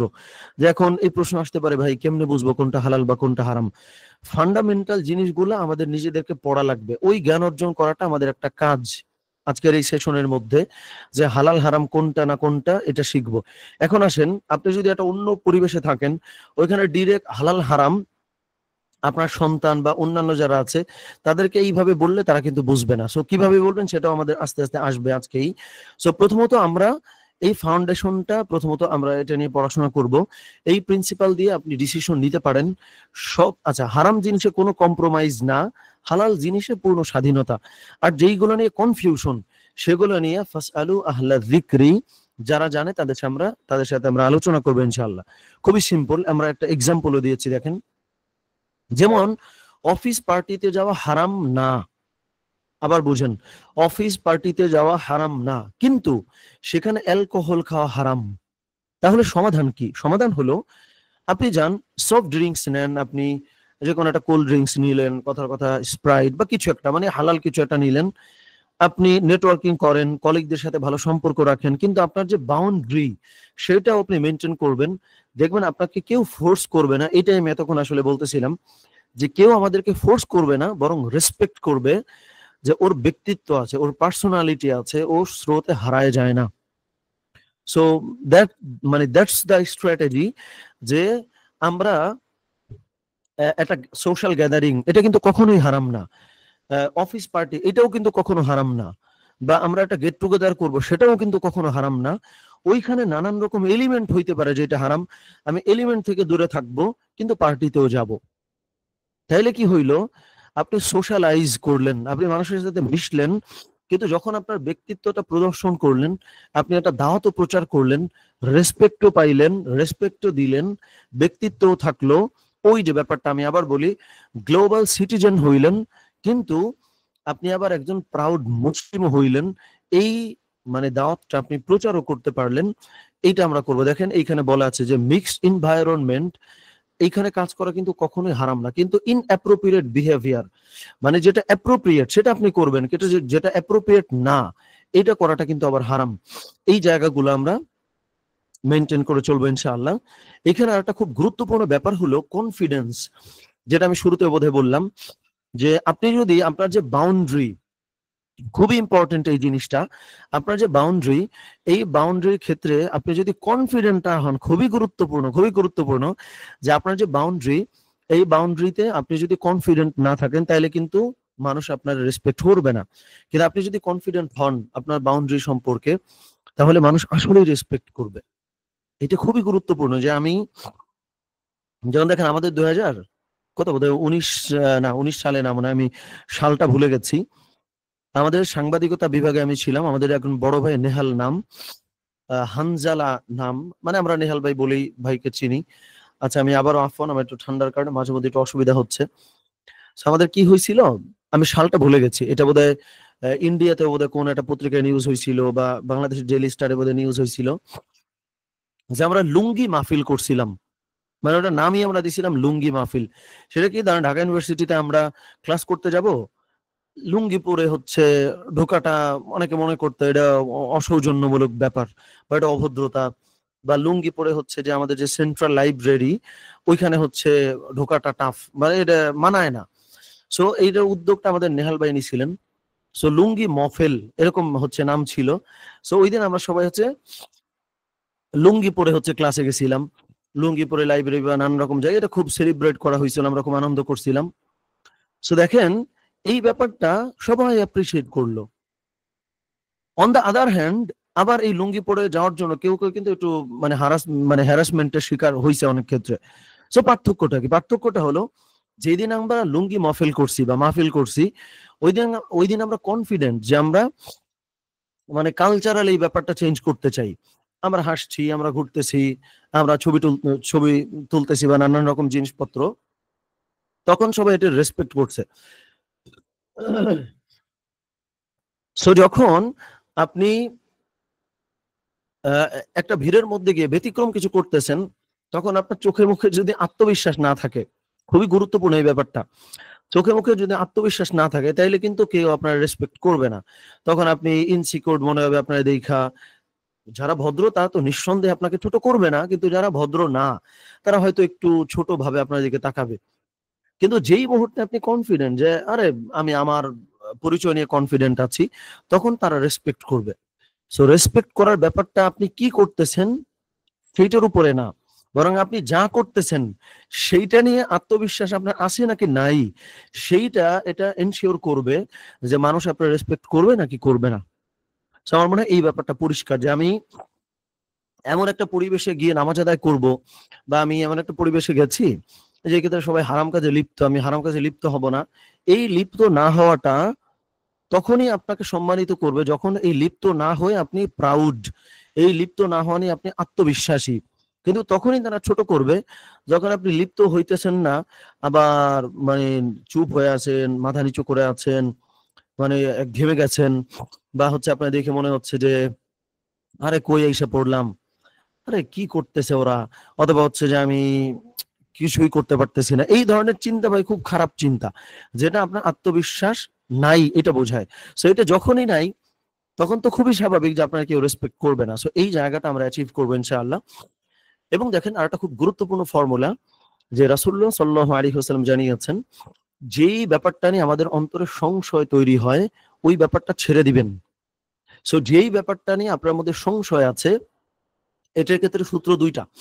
একটা হলো, যদি কাউকে জিজ্ঞেস করার সুযোগ হয় অবশ্যই আমরা জিজ্ঞেস করব, আর যদি সেই সুযোগটা না হয় তাহলে খুব সিম্পল ফর্মুলা, লিভ ইট। মানে যা কিছু সংশয় তা কিছু ছেড়ে দিতে বলা হয়েছে হাদিসের মধ্যে, যেটা সাহাবা ইকরাম রাদিয়াল্লাহু তাআলা আনহু আজমাইন যখন জিজ্ঞেস করছিলেন যে ইয়া রাসূলুল্লাহ, যে শেষ জামানায় বা হচ্ছে একটা সময় যখন মানে আমরা থাকবো না বা আপনি থাকবেন না, সহজ কথায়, তখন মানুষ আসলে কিভাবে চলবে? তখন রাসূলুল্লাহ সাল্লাল্লাহু আলাইহি ওয়াসাল্লাম বললেন যে মানুষ কোরআন দেখে চলবে। বললেন যখন কোরআনেও সহজে পাওয়া যাবে না, নবীজি বললেন যে হাদিস দেখে পাবে। যখন বললেন হাদিসেও সহজভাবে পাওয়া যায় না, তখন রাসূলুল্লাহ সাল্লাল্লাহু আলাইহি ওয়াসাল্লাম কিন্তু বলেছিলেন আমাদের যে কমন সেন্স, এটাকে অ্যাপ্লাই করতে বলেছেন কোরআন হাদিসের আলোকে, যেখান থেকে কিন্তু কিয়াস শব্দটা আসলে আসছে। সো যখন, তাহলে ফর্মুলা আসলে খুব সিম্পল। একটা হলো যা কিছু হারাম ইনস্ট্যান্টলি আত্মবিশ্বাসের সঙ্গে জাস্ট লিভ ইট, যা কিছু হালাল গ্র্যাব ইট, ওইটা আপনি গ্রহণ করবেন। ওকে। আর যা কিছু সংশয়পূর্ণ, ওইটার ক্ষেত্রে দুইটা হয়, আপনি জিজ্ঞেস করবেন, জিজ্ঞেস করা না গেলে সঙ্গে সঙ্গে ছেড়ে দিবেন। এটা হচ্ছে ফর্মুলা। এইভাবে করে চলবেন, এবং এইভাবে করে যে ডিসিশনটা আপনি নিয়ে ফেলবেন, খুব গুরুত্বপূর্ণ এই লাইনটা, এটা করে যে ডিসিশনটা আপনি নিয়ে ফেলবেন, এই ডিসিশনটার ক্ষেত্রে অবশ্যই অবশ্যই আপনাকে কিন্তু, আচ্ছা একটা মিনিট আমাদের, আচ্ছা ওকে, এই ডিসিশনটার ক্ষেত্রে অবশ্যই অবশ্যই আপনাকে কিন্তু আত্মবিশ্বাসী হইতে হবে। যদি আত্মবিশ্বাসী হন, দুইটা ফায়দা। এক নম্বর ফায়দা হলো আপনি রেসপেক্ট পাবেন, 2 নম্বর ফায়দা হলো, যেহেতু আপনি আত্মবিশ্বাসী, আপনার এই কালচারটা, আপনার এই বিহেভিয়ারটা আপনার চারপাশের মানুষকে মুগ্ধ করবে, ইমপ্রেস করবে। আর যখন তাদেরকে মুগ্ধ করলেন, তখন আপনি কিন্তু দাওয়াতের কাজটা করে ফেলছেন। তার মানে দুইটা, একটা হলো রেসপেক্ট পাইলেন, আর একটা হলো তাদেরকে দাওয়াত দিলেন, যেটা জাফর রাদিয়াল্লাহু তাআলা আনহু করছিলেন। নাজ্জাশীর সামনে দাঁড়ায়া আত্মবিশ্বাসের সঙ্গে চমৎকার ভাবে একদম বোল্ড হয়ে সবগুলা জিনিস বলছেন, আর এত রেসপেক্টের সঙ্গে বলছেন যে নাজ্জাশী, সে ক্ষমতাশীল, মানে একজন বাদশা, সে পর্যন্ত ইমপ্রেসড হয়ে গেছে। সো এটা হচ্ছে বিষয়, আমরা এই কাজটা ইনশাআল্লাহ করব। সো এইখানে আরেকটা বিষয় আমরা একটু আগে যেটা বললাম, যে অ্যাডাপ্টেশন মানে কিন্তু ট্রান্সফরমেশন না। সো আপনি একটা অন্য সংস্কৃতিতে গিয়ে, একটা অন্য কালচারে গিয়ে আপনি একদম মানে বদলে যাবেন, এটা তো ট্রান্সফরমেশন, এটা খারাপ। অ্যাডাপ্টেশন বা ইন্টিগ্রেশন এটা কিন্তু খারাপ না। সো এইটা আমরা অবশ্যই মেনটেন করে চলবো ইনশাআল্লাহ। ওকে, এবার হলো সন্তানদেরকে আমরা মাল্টি কালচারের ক্ষেত্রে আমরা কিভাবে তাদেরকে হচ্ছে একটু গড়ে তুলবো, বা হচ্ছে তাদের মধ্যে আমাদের ইসলামী সংস্কৃতিটা তাদের মধ্যে লালন করব, তাদেরকে আমরা কি করে গর্বিত করব, সেই ব্যাপারটা নিয়ে আমরা এখন আলোচনা করবো ইনশাআল্লাহ। আচ্ছা, এই ক্ষেত্রে যে প্রবলেমে আমরা অনেকে পড়ি, সেটা হচ্ছে আমরা অনেকে খুব মানে রেস্ট্রিকটিভ মোডে চলে যাই, মানে একদম কঠিন হয়ে যাই, অনেকে একদম লিবারেল হয়ে যাই, মানে অনেকে আমরা একদম শক্ত হয়ে যাই, অনেকে একদম ছাড়া হয়ে যাই। এটা ভুল অ্যাপ্রোচ। কেন ভুল অ্যাপ্রোচ? সূরা বাকারায় আল্লাহ সুবহানাহু ওয়া তাআলা বলেছেন যে, আর এভাবেই আমি তোমাদেরকে মধ্যপন্থী জাতি বানিয়েছি, মানে উম্মাতাও ওয়াসাত। মানে হলো আমাদেরকে আল্লাহ সুবহানাহু ওয়া তাআলা বানিয়েছেন হলো ইফরাত এবং তাফরিত, মানে বাড়াবাড়ি ছাড়াছাড়ি দুটোর মাঝখানে। একদম এটা কিন্তু ডিরেক্ট কথা, যেটা উসুলের মধ্যে বলা হয় যে ইফরাত মানে হলো বাড়াবাড়ি করা, তাফরিত মানে হলো আপনার হচ্ছে একদম ছেড়ে দেওয়া। মানে ইফরাত এবং তাফরিত শব্দটা আমার ভুল হইতে পারে, বাট মূল ওয়ার্ডটা ইফরাত এবং তাফরিত, বাড়াবাড়ি এবং ছাড়াছাড়ি।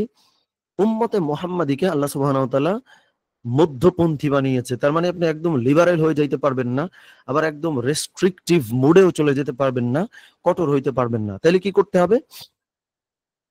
আচ্ছা, সেটা হলো এখানে দেখেন, এই ব্যাপারটা খুব গুরুত্বপূর্ণ। আমরা সন্তানদেরকে প্রথমত এই ব্যাপারটা, যে ওরা যেই পরিবেশে বড় হয়েছে, ওরা খুব সহজে আপনি যেটা লালন করেন, আপনার ছোটবেলাটা অনেক ক্ষেত্রে, মানে আমি উদাহরণের জন্য বলছি, যেমন আজকে আমরা সেশনে যারা আসছি, তারা কেউ কেউ তো আমার থেকে মানে বয়সে বড় আছি, আমরা কেউ কেউ, আবার কেউ কেউ হয়তো আমার থেকে বয়সে ছোট আছি। সো আমি ধরে নিচ্ছি যে আমরা যেই পরিবেশ থেকে বড় হয়েছি, মানে আমাদের যাদেরই সন্তান আছে, আমি এইটুকু বোঝাই, তাহলে এটা বোধহয় আর একটু সহজ করে বলা হবে। দেখেন, আজকে হয়তো আপনার সন্তান আছে, তার মানে আপনার যেহেতু সন্তান আছে, আপনার ছোটবেলাটা হয়তো গ্রামের কোনো একটা মক্তবে বড় হয়েছেন, আপনার ছোটবেলাটা হয়তো শহরেরই কোনো একটা মক্তবে হয়তো হয়েছে, ছোটবেলায় আপনার পিতামাতা আপনার জন্য হয়তো কোনো একজন হুজুর রেখেছিলেন।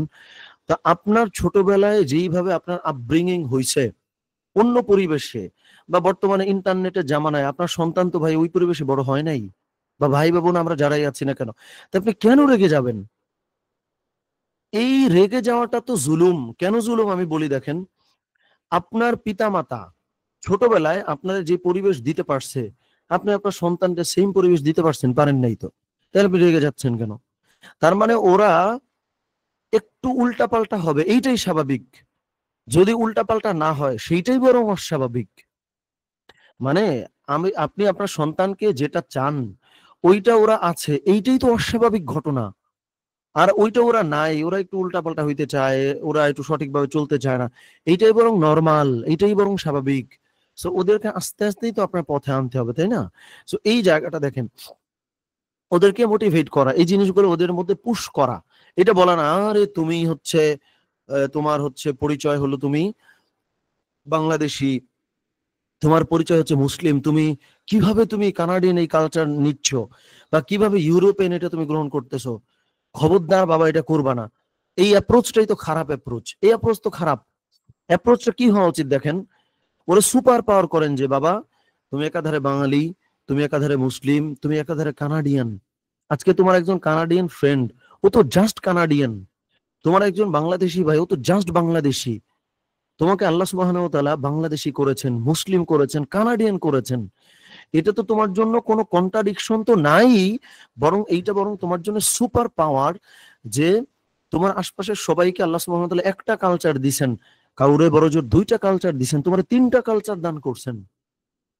ওরে আপনি প্রাউড করেন, ওরে এম্পাওয়ার করেন। আসলে তো এমন না যে আপনি ওরে মানে হওয়ার উপরে মোটিভেশন দিচ্ছেন, না তো। ও তো আসলেই মানে এম্পাওয়ার্ড হওয়ার যোগ্য। কারণ আমি আপনি একটা কালচার পাইছি, ও 3টা কালচার পাইছে, মাশাআল্লাহ। সো ওর মধ্যে এই জিনিসটা আসলে ভিতরে ঢুকায় দেওয়া যে ও 3টা কালচার পাইছে, ওর প্রাউড হওয়া উচিত। ওরে আগে প্রাউড করেন, ওরে খুশি করেন, আসলেই তো ওর খুশি হওয়া উচিত। এরপরে আস্তে আস্তে ওর মধ্যে দেখেন এই যে মানে ডিরেক্ট হারাম এইটা হালাল এইটা বলাই যাবে না। কেন বলা যাবে না এটা আমি বলতেছি এই জন্য না, কেন সেটা আমি বলি। ইসলামে মদ কেমনে হারাম হয়েছে? 3টা আয়াত একদম ক্লিয়ারলি আল্লাহ সুবহানাহু ওয়া তাআলা 3টা আয়াত নাজিল করছেন। প্রথমে বলছেন যে হচ্ছে যে আহ, এর মধ্যে ভালো মন্দ 2টাই আছে, দেখো মন্দটা একটু বেশি। মানে মদ হারামের জার্নিটা আমি বলতেছি যে এর মধ্যে হচ্ছে আহ, মদ হালাল হারাম কিছুই আল্লাহ সুবহানাহু ওয়া তাআলা বলেন নাই। আল্লাহ সুবহানাহু ওয়া তাআলা বলতেছেন যে এর মধ্যে ভালো মন্দ 2টাই আছে, তবে মন্দটা বেশি, তোমরা বুঝে শুনে ডিসিশন নাও। ওকে ফাইন, গেল। 2 নম্বরে বলতেছেন সূরা মাইদায় বোধহয় 2 নম্বরে যে ওয়ালা তাকরাবু, হ্যাঁ রাইট, সূরা মাইদাই হবে, যে তোমরা যখন নেশাগ্রস্ত আছো বা তোমরা যখন মদ্যপান করছো করছো ঠিক আছে ফাইন, তবে যখন মদ পান করছো তখন তোমরা নামাজের কাছে আইসো না। আল্লাহ সুবহানাহু ওয়া তাআলা কিন্তু বলে নাই যে মদ পান করা হারাম। মানে 2 নম্বর স্টেজে আল্লাহ সুবহানাহু ওয়া তাআলা বলতেছেন যে মদ পান করছো ঠিক আছে, তবে তোমরা যখন মদ পান করো তখন নামাজের কাছে আইসো না, তখন তোমরা একটু দূরেই থাইকো। এরপরে লাস্টে গিয়ে ওই সূরাটার নামটা এই মুহূর্তে আমার মাথায় আসছে না, তখন আল্লাহ সুবহানাহু ওয়া তাআলা ডিরেক্ট বললেন যে নেশা জাতীয় বা এই মদ্যপান বা এই দ্রব্য সম্পূর্ণরূপে হারাম বা নিষিদ্ধ। এই যে যে জার্নি, এই যে যে অ্যাপ্রোচ, এই অ্যাপ্রোচটাই তো সঠিক অ্যাপ্রোচ। রাইট, সূরা নিসা আমাদের বোধহয় আহ, আচ্ছা সুমি আরেফিন বোধহয় বলেছেন, জাযাকুমুল্লাহু খায়ের। সো এইভাবে করে আল্লাহ সুবহানাহু ওয়া তাআলা সুন্দর করে পুরো ব্যাপারটা কিন্তু সলভ করেছেন। তার মানে এটা হারাম ওটা হারাম এটা ওদেরকে বলার দরকার নেই। এখন কিন্তু আমরা সন্তানদের কথা আসলে বলছি। ইসলামের সৌন্দর্য বলেন, কমিউনিটি, গ্লোবাল ব্রাদারহুড, এনভায়রনমেন্ট, ধরেন পশ্চিমারা যেই জিনিসগুলো প্রমোট করে আমার কাছে এত কষ্ট লাগে মাঝে মধ্যে, জানেন। আজকে এনভায়রনমেন্ট নিয়ে ধরেন প্রচুর কাজ হয়, তাই না? গ্লোবাল ওয়ার্মিং বা হচ্ছে নানান রকম জিনিসপত্রগুলো নিয়ে। এই প্রত্যেকটা জিনিস ইসলামের মধ্যে রুটেড। কেমনে রুটেড আমি বলি, দেখেন ওই হাদিসটা যে তোমরা ফল ফ্রুটস যখন খাবা, এই বৃক্ষটা তোমরা হচ্ছে রোপণ মানে এইটা এমন জায়গায় ফেলবা যেন ওটা গাছ হইতে পারে। গাছ হইলে কি হবে, এই গাছ থেকে পাখিরা যখন ওই গাছের ফল খাবে এটা তোমার জন্য সদকায়ে জারি হবে। মানুষ যখন ওর ছায়া গ্রহণ করবে তখন হচ্ছে এইখান থেকেও তুমি সব পাবা। সুবহানাল্লাহ। সো এনভায়রনমেন্ট বলেন, সবকিছু বলেন, ইমানের মতো এত সিরিয়াস একটা জিনিস, এই সিরিয়াস জিনিসের সঙ্গে আত্মহুরু সাতুরুল ইমান, যে পরিষ্কার পরিচ্ছন্নতা বা নাজাফাত বা ক্লিনলিনেস, এটা হচ্ছে ইমানের একটা অঙ্গ। চিন্তা করা যায়, মানে আপনি যে মুমিন, আপনি যে মুসলিম, এই রুট বিশ্বাস, এটার সঙ্গে হাদিসের মধ্যে পরিষ্কার পরিচ্ছন্নতা অ্যাড করে দিছে। তাহলে আপনি ক্লিনলিনেসের জন্য এর থেকে সিরিয়াস আর কি ক্যাম্পেইন হইতে পারে? সো খুব আনফরচুনেট ব্যাপার হলো এটা আমার কথা না, আমি এখন যে কথাটা বলতে যাচ্ছি, কথাটা হচ্ছে এটা আমাদের একজন ছোট ভাই ফাহিম, ও হচ্ছে আরেকজনের কাছে শুনছে। সো সেই কথাটা আমি বলি, দেখেন কথাটা খুব চরম সত্য, যে ইসলাম হলো পৃথিবীর ফাইনেস্ট প্রোডাক্ট। মানে ইসলাম হচ্ছে পৃথিবীর সব থেকে সুন্দর প্রোডাক্ট। ইসলাম হচ্ছে পৃথিবীর ফাইনেস্ট ফিলোসফি। ইসলাম হচ্ছে পৃথিবীর finest lifestyle. Unfortunately we are the worst marketers. কথাটা আবার বোঝেন, ইসলাম হলো পৃথিবীর ফাইনেস্ট প্রোডাক্ট, আনফরচুনেটলি মুসলিমরা হলো পৃথিবীর ওর্স্ট মার্কেটার্স। মানে মুসলিমরা হলো পৃথিবীর সব থেকে পচা মার্কেটার, আর ইসলাম হলো সব থেকে ভালো পণ্য। পণ্য নেগেটিভলি নিয়ে আমি বোঝানোর জন্য বলতেছি, এবার বাংলায় বলি জিনিসটা। ইসলাম হলো পৃথিবীর সব থেকে সুন্দর জিনিস, আর আমরা হলো পৃথিবীর সব থেকে পচা বিক্রেতা। মানে আমাদের কাছে সব থেকে সুন্দর পণ্যটি আছে, আনফরচুনেটলি এই পণ্য বিক্রেতারা হলো সব থেকে পচা বিক্রেতা, মানে মুসলিমরা। তো এর থেকে দুঃখজনক বাস্তবতা তো নাই, তাই না? সো আমরা আমাদের সন্তানদেরকে যদি এটা পুশ করতে চাই, সব থেকে ফাইনেস্ট প্রোডাক্ট আমাদের হাতে। ভাই চিন্তা করেন, মানে আল্লাহ সুবহানাহু ওয়া তাআলার কাছ থেকে একটা জিনিস আসছে, আর একটা জিনিস আমার আপনার মতো মানুষ বানাইছে। ধরেন মার্কসিজম বলেন বা হচ্ছে যে পশ্চিমারা যেই ইজম গুলো প্র্যাকটিস করে, এগুলো তো মানুষ বানাইছে। কি পরিমাণে সময় ইনভেস্ট করে তাদেরকে বানাইতে হয়েছে, এবং এটা তো কোনোদিনও ফ্ললেস না, কারণ মানুষের হাত দিয়ে বানানো জিনিস কখনো তো শতভাগ নিখুঁত হবে না, তাই না? হ্যাঁ, মানে আমাকে আল্লাহ সুবহানাহু ওয়া তাআলা সব থেকে ভালো প্রোডাক্ট দিয়েছেন। আনফরচুনেটলি আমরা সব থেকে বেশি পচা বিক্রেতা। সো এইটা তো হওয়া উচিত না। ফলে আমরা যদি আমাদের সন্তানদের মধ্যে, আমরা আমাদের পরিবেশে বা এনভায়রনমেন্টে এই জিনিসটা যদি পুশ করতে চাই, আমার তো ভালো বিক্রেতা হইতে হবে। আমি ভালো বিক্রেতা না, তাহলে এটা তো হবে না, তাই না? সো এই কাজটা আমাদেরকে করতে হবে, এটা আমরা নিশ্চয়ই আমরা করবো ইনশাআল্লাহ, যে আমরা যেন ভালো বিক্রেতা হইতে পারি। ভালো বিক্রেতা কিভাবে? ইসলামের সুন্দর জিনিসগুলো বোঝানো। আজকে দেখেন, আচ্ছা, একটা মিনিট একটু ব্রেক নেই, আমার একটু ঠান্ডার অসুবিধা আছে, একটু কষ্ট হচ্ছে, জাস্ট জাস্ট 2টা মিনিট। আমাদের কোনো প্রশ্ন আছে কিনা একটু চ্যাট বক্সে লিখি, আমরা আবার কন্টিনিউ করবো এখন ইনশাআল্লাহ। একটু আমাদের যদি কোনো কোয়েশ্চেন বা কিছু থাকে, আমার মনে হয় একটু চ্যাট বক্সে আমরা লিখি কিছুক্ষণ, জাস্ট এরপর আবার আমরা আলোচনা শুরু করছি।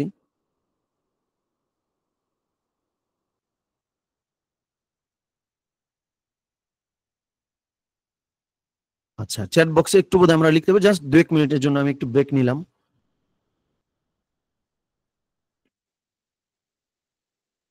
আচ্ছা, একটু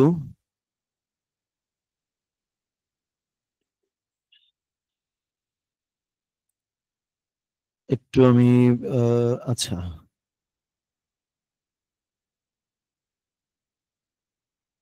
আচ্ছা, ঠিক আছে, আমার মনে হয় প্রশ্ন আমরা একটু পড়ে নিই, আমি আবার আমরা ক্লাসে যাই ইনশাআল্লাহ।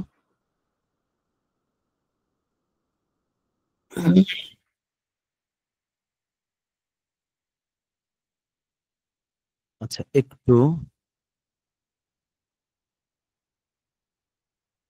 আচ্ছা, স্ক্রিনটা আমি আবার একটু অফ করতেছি, একটু আফওয়ান।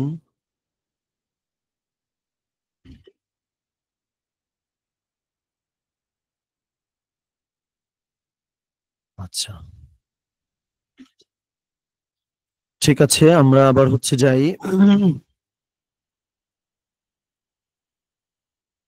আমরা যে আলোচনাটা করতেছি, আমরা হচ্ছে আজকের সেশনের জন্য আলহামদুলিল্লাহ একটা ইবুক পর্যন্ত বানায় ফেলছি। আমরা অনেকদিন, অনেকদিন বলা যাবে না, প্রায় 10-12 দিন পর্যন্ত আসলে সময় নিয়েছি এই ইবুকটা তৈরি করার পেছনে। সো ওকে, ঠিক আছে, আমরা এই বুকটা আপনারা পাবেন ইনশাআল্লাহ, এই বুকটা আমি দিয়ে দিব না। সো বিষয়টা হলো, আমরা ভালো প্রোডাক্ট আল্লাহ সুবহানাহু ওয়া তাআলা আমাদেরকে দিয়েছেন, আমরা পচা মার্কেটার, পচা বিক্রেতা, মানে একদম ওর্স্ট, একদম চরম নিকৃষ্ট বিক্রেতা। আমি খুব খারাপ শব্দ বলতেছি আনফরচুনেটলি, অনেক মানে ইনফরমালি আমি শব্দগুলো ব্যবহার করতে চাই, কারণ আমিও তো আসলে এই দলের মধ্যে পড়ি। সো এটা আমরা আত্মসমালোচনার জায়গা থেকে নিব ইনশাআল্লাহ, নেগেটিভলি না নেই। সো এইভাবে করে আমরা আমাদের সন্তানদের মধ্যে এই ইতিবাচক জিনিসগুলা, সো আমি যে এক্সাম্পল বলতে যাচ্ছিলাম, আমরা যদি আজকে সেশনে যারা আছি এদের মধ্যে আমরা যদি কেউ সেলস বা মার্কেটিং এই জায়গাগুলোতে কেউ যদি কানেক্টেড থাকে, তারা বোধহয় খুব ভালো করে বুঝতে পারবো যে আমি যদি একটা প্রোডাক্ট আসলে বিক্রি করতে চাই, ওকে, সো বিক্রি করার জন্য আমি যাই বললাম যে ভাই, এটা হচ্ছে এত টাকা, এটা তুমি হচ্ছে এটা এটা পাবা, এটা হচ্ছে তুমি কেনো, জীবন ওরা কিনবে না। তার মানে নর্মালি একটা প্রোডাক্ট 100 টাকা বা 200 টাকা, এইটা বিক্রি করার জন্য আপনার প্রোডাক্ট কি কি ভালো এগুলো বললে ওরা কিনবে না। তো আপনি যতই বোঝান যে বাবা ইসলাম এত ভালো, পশ্চিমারা খারাপ, জীবনেও কোনোদিন আমার আপনার সন্তান ইসলাম নিবে না। কারণ সামান্য 100 টাকার একটা জিনিস বিক্রি করার আগেও আমার আপনার তো বোঝার দরকার আছে এটা বেচে কেমনে, কিভাবে বেচে বলেন তো। বেচার জন্য হলো আপনি যার কাছে বিক্রি করতে চান, প্রথম শর্ত হলো তার সাথে রিলেশনশিপ বিল্ড করা। তার সাথে আপনি সম্পর্ক তৈরি করেন, তার সাথে রিলেশন বানান। আমার আপনার অনেকের বাচ্চা তো আমাদের সাথে কথা বলতেই কমফোর্টেবল না। মানে আমাদের সাথে বলতে মিন করতেছি যে আমাদের অনেকের যাদের সন্তান আছে, তারা তো অনেক ক্ষেত্রে পিতামাতার সাথে অনেক কিছু শেয়ার করেই মজা পায় না। তার মানে আপনার প্রথম কাজ কি? প্রথম কাজ হচ্ছে রাসূলুল্লাহ সাল্লাল্লাহু আলাইহি ওয়াসাল্লামের মতো নাতিদের সঙ্গে, ছোট ছোট মানুষের সঙ্গে এত সুন্দর রিলেশন বিল্ড করা, দৌড় দিয়ে এসে কোলে উঠে গল্প করা শুরু করে দিতে পারে যেন। আগে নিজেকে শুধরাইতে হবে আমাদেরকে, রিলেশনশিপ বিল্ড করা প্রথম ধাপ। 2 নম্বর ধাপ হলো আপনার এই প্রোডাক্ট, তথা আমি ধরে নিচ্ছি ইসলাম, এইটা নিলে তার কি কি লাভ, আপনি তার এটা বুঝান, আপনার এটা কত ভালো ভাই, এটা তারে বইলে লাভ নাই তো। সো এইটা নিলে তার কি লাভ, এটা তারা আগে বলেন, এরপরে যায় বলেন যে তার যা যা লাভ সেই জিনিস আপনার এই প্রোডাক্টের মধ্যে আছে, এরপরে সে আস্তে আস্তে দেখবেন নিবে। যেমন দেখেন তার যে ফ্রেন্ডশিপ, ধরেন সে একটা অন্য পরিবেশে আছে, তার অনেকগুলো বন্ধু আছে, তার কাছে যায় তো এইগুলো বলার দরকার নেই, বাবা ও এই খারাপ, ও এটা খারাপ, এইটা খারাপ, এগুলো বলা কিন্তু খারাপ, ছোটবেলায় ওর মধ্যে খারাপ জিনিস ঢুকাই দিলেন। কিন্তু আপনি যদি এইভাবে বলেন যে যে তোমার বন্ধুরা ভালো, কিন্তু যদি তারা তোমাকে এমন কিছু করতে বলে যেটা তুমি জানো ভুল, তখন কি করবে বলো তো? এটারে বলে হাইপোথেটিক্যাল ডিসকাশন। ওর মুখ থেকে আপনি নিয়ে আসেন যে বাবা দেখো তোমার বন্ধুরা তো অবশ্যই ভালো, কিন্তু তুমি ধরো তোমার বন্ধুরা আজকে তোমার একটা কাজ করতে বলতেছে, তুমি জানো কাজটা ভুল, তাহলে বাবা তুমি কি করবা বলো তো? ডিসিশনটা ওরে নেওয়াইতে দেন। এইটা আর একটা কমিউনিকেশনের খুব গুরুত্বপূর্ণ একটা জিনিস, যে আপনি চান যে এই কাজটা আপনার পরিচিত কেউ করুক, কিন্তু এই জিনিসটা তার সামনে যদি এমন ভাবে প্রেজেন্ট করেন যে ভাই এটা করো, মানে আপনি বলতেছেন সেই জন্য করবে, এইটা বললে তারা কিন্তু এটা করবে না। সো এমন ভাবে তার সামনে প্রশ্নগুলো করতে জানতে হবে আমাদেরকে, যেন ও নিজেই সিদ্ধান্ত নেয় যে না মা বা না বাবা, না আমি তো বুঝতে পারতেছি আসলে এটা। তার মানে কি এই ডিসিশন, মানে ডিসিশনের মালিক হচ্ছে ও। তো যখন ও একটা ডিসিশনকে ওন করতে পারতেছে, একটা ডিসিশনের মালিক হচ্ছে ও, তখন চান্সেস ইজ হাই যে ও আপনার কথাটা শুনবে। সো এইভাবে আমরা জিনিসগুলো করবো ইনশাল্লাহ, ঠিক আছে, এটা আমরা এইভাবে করব। সো এটা গেল। সো এইভাবে করে আস্তে আস্তে ওদের মধ্যে আমরা এই জিনিসগুলো পুশ করবো ইনশাআল্লাহ। সো আমরা মোটামুটি শেষের দিকে চলে আসছি। আমি এখন হচ্ছে প্রবাসে, আমরা তো সবসময় ফ্যামিলি নিয়ে যেতে পেরেছি ব্যাপারটা তা না, অনেকে আমরা একাকিও থাকি, সেই ক্ষেত্রে আমরা কি কি কাজ করব এই ব্যাপারটা আমরা কিছুটা আলোচনা করে, এখানে দেখেন আমি যদি ওইখানে যাওয়ার আগে একটুখানি দেখাই, সেটা হলো ইব্রাহিম আলাইহিস সালামের ব্যাপারটাই যদি দেখেন। ওকে, এইখানে দেখেন ইব্রাহিম আলাইহিস সালাম যখন দেশটা ত্যাগ করলেন, তিনি কি করছেন দেখেন। এই যে তিনি সারা আলাইহিস সালামকে বিয়ে করেন এবং ভাতিজা লুতকে সাথে নেন। ওকে, এবং যাত্রার জন্য প্রয়োজনীয় পশু সম্পদ ও অন্যান্য সামগ্রী সংগ্রহ করে নিয়ে যান। আল্লাহর নির্দেশনা অনুযায়ী হারান শহরের দিকে যাত্রা করেন। এখানে গুরুত্বপূর্ণ জিনিস কি জানেন, আমাদের শিক্ষা, ইব্রাহিম আলাইহিস সালাম হঠাৎ করে দেশ ছাড়েন নাই, তিনি প্রস্তুতি নিয়েছেন। আর একটা খুবই গুরুত্বপূর্ণ, সেটা হচ্ছে ইব্রাহিম আলাইহিস সালাম একা যান নাই, পরিবারকে সঙ্গে করে নিয়ে গেছেন। তো এইটা নিশ্চয়ই একবারে আমরা পেরে যাব না, তবে আমাদের এই চিন্তা থাকাটা খুব জরুরি যে আমরা নবীদের মতো যেন পরিবারকে সঙ্গে নিয়ে যেতে পারি। দেখেন উসমান আলাইহিস সালাম যখন হিজরত করলেন, তখন কিন্তু তার স্ত্রী, অর্থাৎ রাসূল সাল্লাল্লাহু আলাইহি ওয়াসাল্লামের জামাতা ছিলেন উসমান রাদিয়াল্লাহু তাআলা আনহু, তার স্ত্রীকে তিনি কিন্তু নিয়ে গেছেন। সো আবার সবসময় যে পারা গেছে তা না, আবার রাসূল সাল্লাল্লাহু আলাইহি ওয়াসাল্লাম যখন মধ্য রজনীতে হিজরত করলেন, প্রচুর দিকে ষড়যন্ত্র, তখন তো রাসূল সাল্লাল্লাহু আলাইহি ওয়াসাল্লাম একা যেতে হয়েছে আবু বকর রাদিয়াল্লাহু তাআলাকে সঙ্গে নিয়ে। তার মানে হলো আমাদের এই গোল বা এই টার্গেটটা থাকা জরুরি, আমি আমার পরিবারকে যেন নিয়ে আসতে পারি। সবসময় নিশ্চয়ই পারবো না। সো এটা নবীদের সুন্নত, এই ব্যাপারটা আমি একটু হাইলাইট করলাম। তাহলে আপনি অনেক রকম ফিতনা থেকেও ইনশাল্লাহ বেঁচে থাকতে পারবেন, এবং পরিবার যখন থাকবে সত্যিকারের অর্থে আপনার যা রোল, এটাও আপনি অনেক ভালো করে প্লে করতে পারবেন ইনশাআল্লাহ। সো যারা আমরা একা আছি, তারা আমরা সেই ক্ষেত্রে কি করতে পারি, আমরা এতক্ষণ যে আলোচনা হয়েছে এর ভিতরে অনেকগুলো বিষয় অলরেডি আমাদের আলহামদুলিল্লাহ চলে আসছে। যে রাসূলুল্লাহ সাল্লাল্লাহু আলাইহি ওয়াসাল্লাম যখন হিজরত করে মদিনায় গেলেন, তো যাওয়ার পরে, আচ্ছা একটা মিনিট আমি একটু আবার একটু ভিডিওটা অন করছি বা একটু মিউট করছি।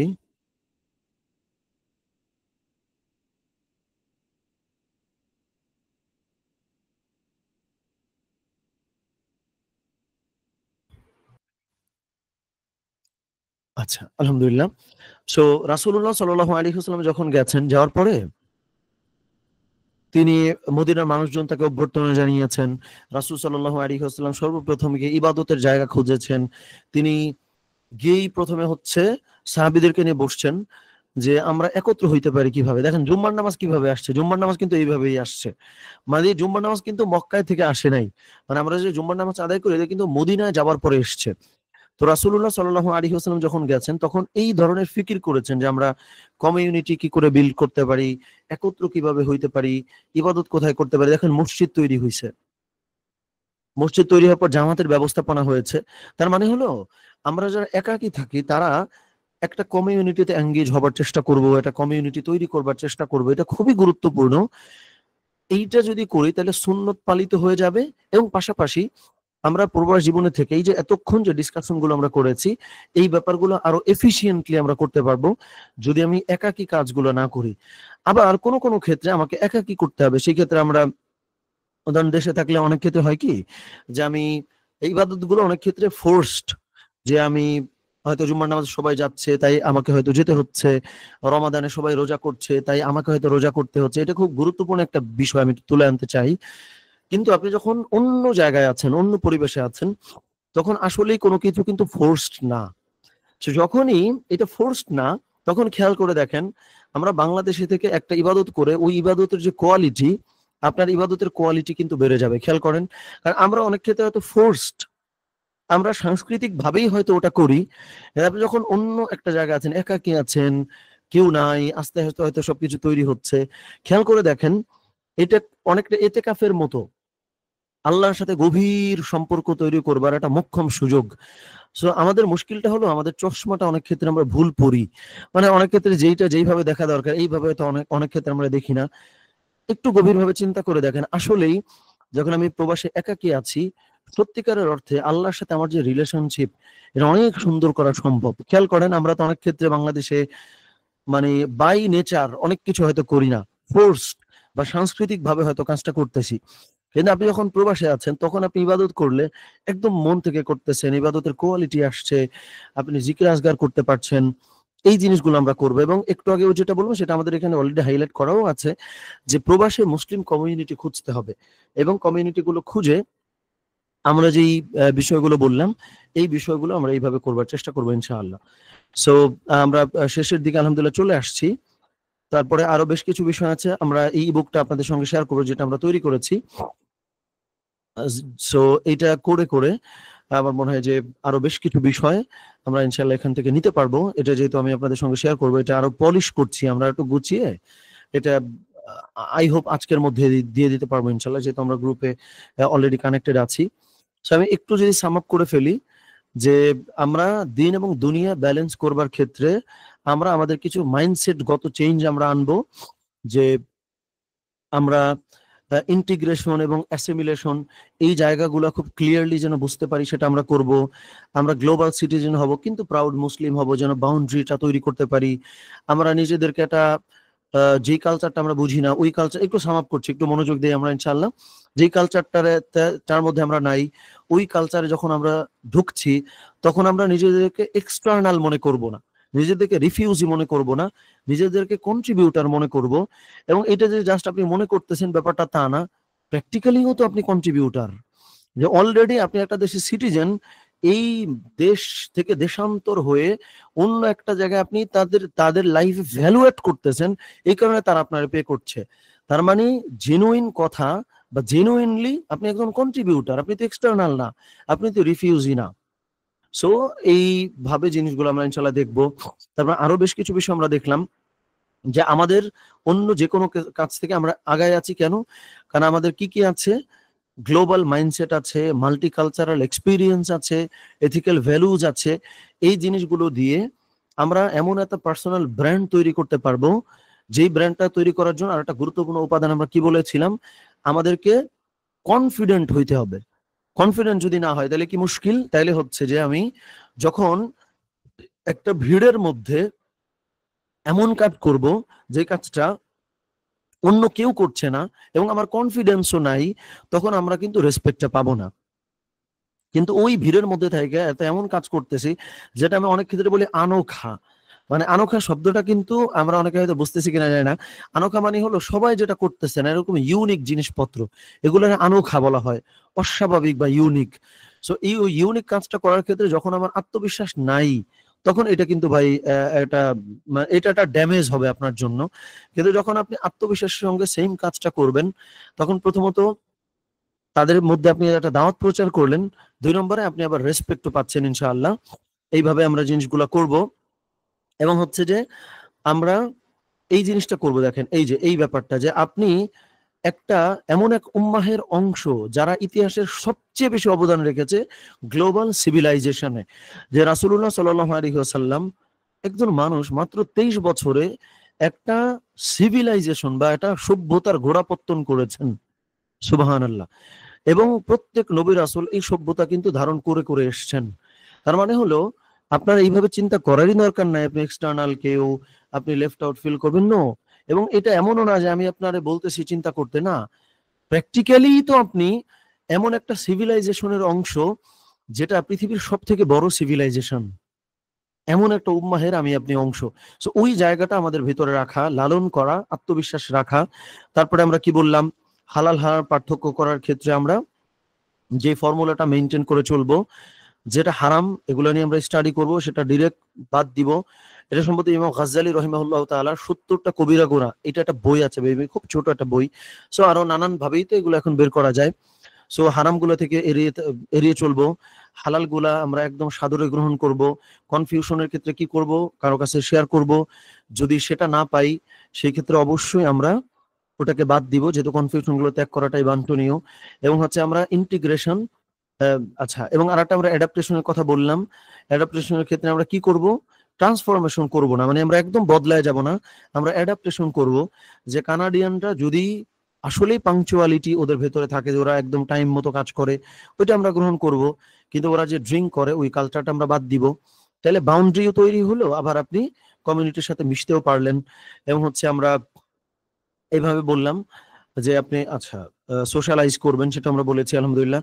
এবং আমি যদি সন্তানের মধ্যে ভালো জিনিস আনতে চাই বা আমার কমিউনিটির মধ্যে যদি ভালো জিনিস আনতে চাই, সেই ক্ষেত্রে আমরা লিবারেলও হব না, রেস্ট্রিকটিভ মোডেও যাব না, আমরা ব্যালেন্সটা তৈরি করব, যেটা সূরা বাকারা বলেছে, এটা আমার কথা নয়। এবং আমরা খুব ইম্পাওয়ার্ড ফিল করব।